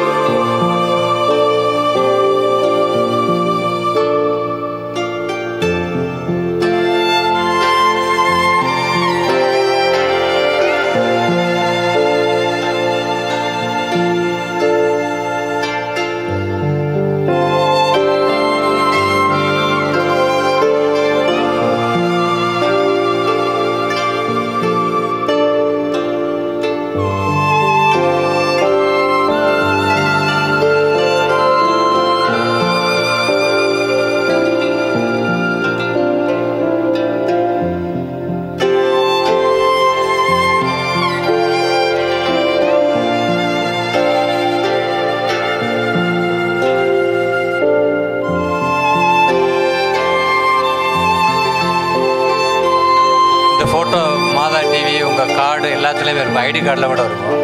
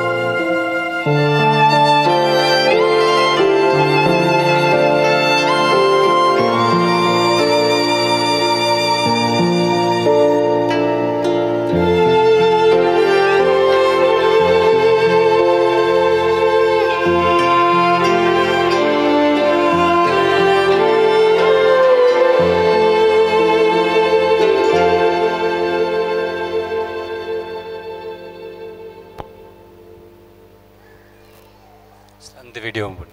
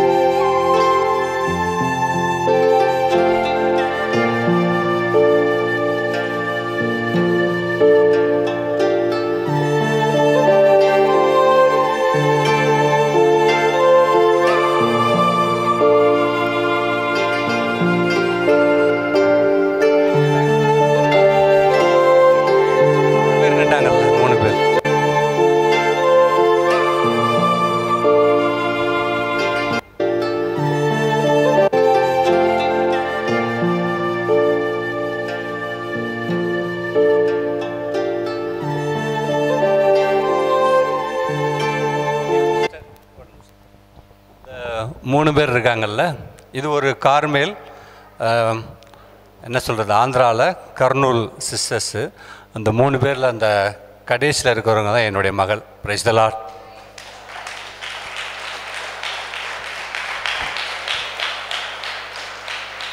கிட்டத்தட்ட ஒவ்வொரு தியானத்திற்கும் 6 மாதங்கள் ப்ரேயர் பண்ணுவாங்க.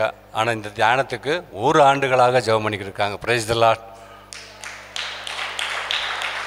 அவங்களுடைய ஜெப வலிமையில் தான் இந்த தியானம் நடந்துக்கிட்டு இருக்கு. அதை சொல்கிறதுக்கு நான் ரொம்ப பெருமைப்படுறேன். சரிங்களா? ஓகே.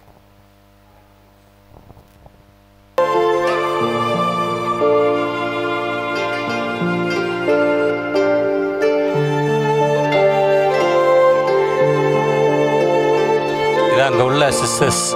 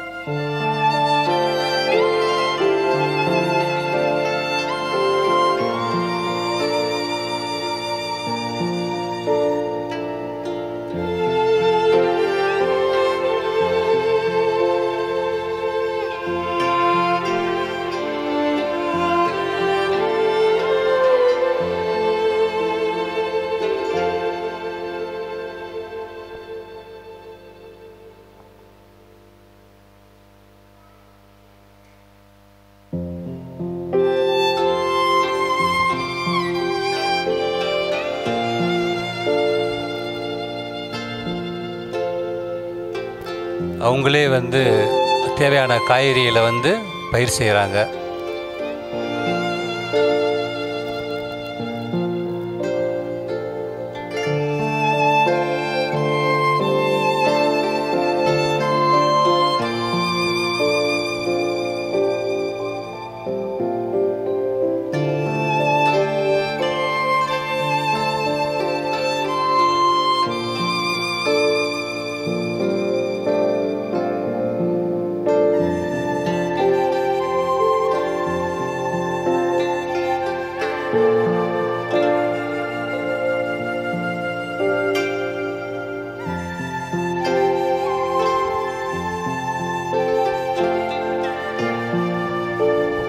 3 நிமிஷம் இருக்குது.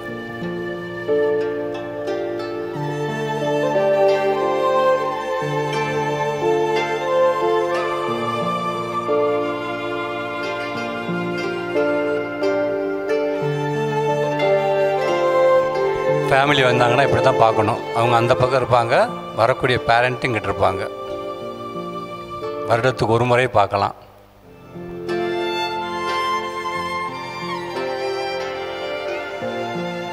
எனக்கு மட்டும் 6 மாதத்துக்கு ஒருக்க அலவுடு.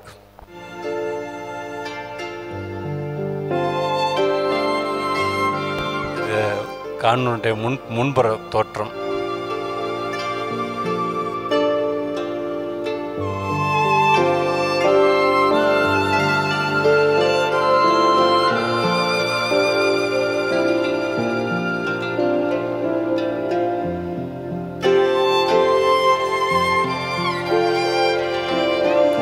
வந்து ஆள் பிடிக்கிறதுக்கு நம்பரு.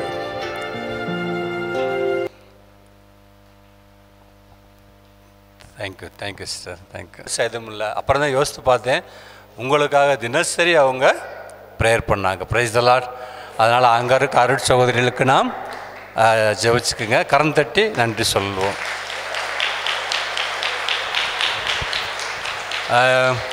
ஒரு சின்னது MA BEd முடிச்சிருக்காங்க, டெட்டு பாஸ் பண்ணிட்டாங்க. கவர்மெண்ட் ஜாப் புரூட்டோ ஸ்கூலில் வந்து ஜாயின் பண்ண சொல்லிட்டாங்க மதுரையில். ஆர்டர் வந்து திங்கக்கிழமை சேர்ந்துக்கலாம்னு சொல்லி இவங்க ஒரே தான் அடம் பிடிச்சி ஒரே இடத்துல 5 நாள் சாப்பிடாமல் கொள்ளாமல் உட்காந்துருந்தாங்க. நானும் அடித்து வச்சு என்னென்னமோ செஞ்சு பார்த்தேன். எனக்கு தெரியாமலே டிக்கெட் ரிசர்வ் பண்ணியிருந்தாங்க, அதையும் கிழிச்செல்லாம் போட்டுட்டு ஒரு பெரிய போராட்டத்துக்கு அப்புறம் நான் போய் அடரேஷனில் உட்காந்து ஆண்டவர்கிட்ட ப்ரேயர் பண்ணும் பொழுது எனக்குள்ளே ஒரு சின்ன விடை கிடச்சது. அதுக்கப்புறம் அவங்க போயிட்டாங்க. 8 ஆண்டுகள் முடித்து வருகின்ற பிப்ரவரி மாதம் அவங்களுக்கு இறுதி அது என்ன சிஸ்டர் சொல்லுவாங்க, வவுஸ் வார்த்தைப்பாடு கொடுக்குறாங்க. சிஸ்டர் செர்லினா அவங்க பேர். Praise the Lord. அதாவது கடவுள் நல்ல முத்தை எடுப்பாங்க அப்படின்னு சொல்லுவாங்கள்ல.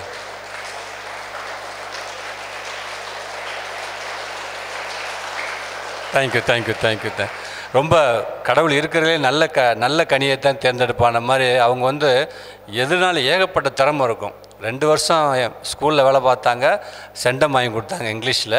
அதே மாதிரி என்னன்னாலும் டக்குன்னு வந்து எனக்கு வந்து ஆலோசனை சொல்லுவாங்க. என்கிட்ட வந்து வேறு யாரும் பேச மாட்டாங்க, அவங்க மட்டும்தான் கரெக்டாக பேசுவாங்க. அதே மாதிரி ஆர்ட் பண்ணுவாங்க. ஏகப்பட்ட திறமைகள் இருக்கும் அவங்களுக்கு. எதனாலும் உடனே பண்ணிடுவாங்க. தினசரி பைபிள் படிப்பாங்க. 3 பேர்த்தையும் பைபிள் படிக்க சொல்லுவேன். ஆனால் இவங்க போயிட்டு மற்ற 2 பேர் வந்துடுவாங்க. ஆனால் இவங்க அந்த நேரத்தை முழுமையாக பைபிள் படிச்சுட்டு அதுக்கப்புறம் தான் வெளியே வந்து காலையில் கிளம்பி போவாங்க. ஸோ இப்படி ஒரு பிள்ளையை கொடுத்ததுக்கு நான் இறைவனுக்கு நன்றி சொல்கிறேன். நீங்கள் பார்த்து கொண்டிருப்பது உங்கள் அற்புத ரேசு டிவி, சென்னையின் முதல் கத்தோலிக்க சேனல். வணக்கம், என்னோட பேர் நெல்சன் ஆண்டனி ஜோக்கியம், அற்புத ரேசு டிவியோட ஃபவுண்டர். இப்போ நீங்கள் பார்த்து கொண்டு இருக்கும் இந்த நிகழ்ச்சியை ஷேர் பண்ணுங்கள் இன்னும் நான் உங்களை ரிக்வெஸ்ட் பண்ணுறேன்.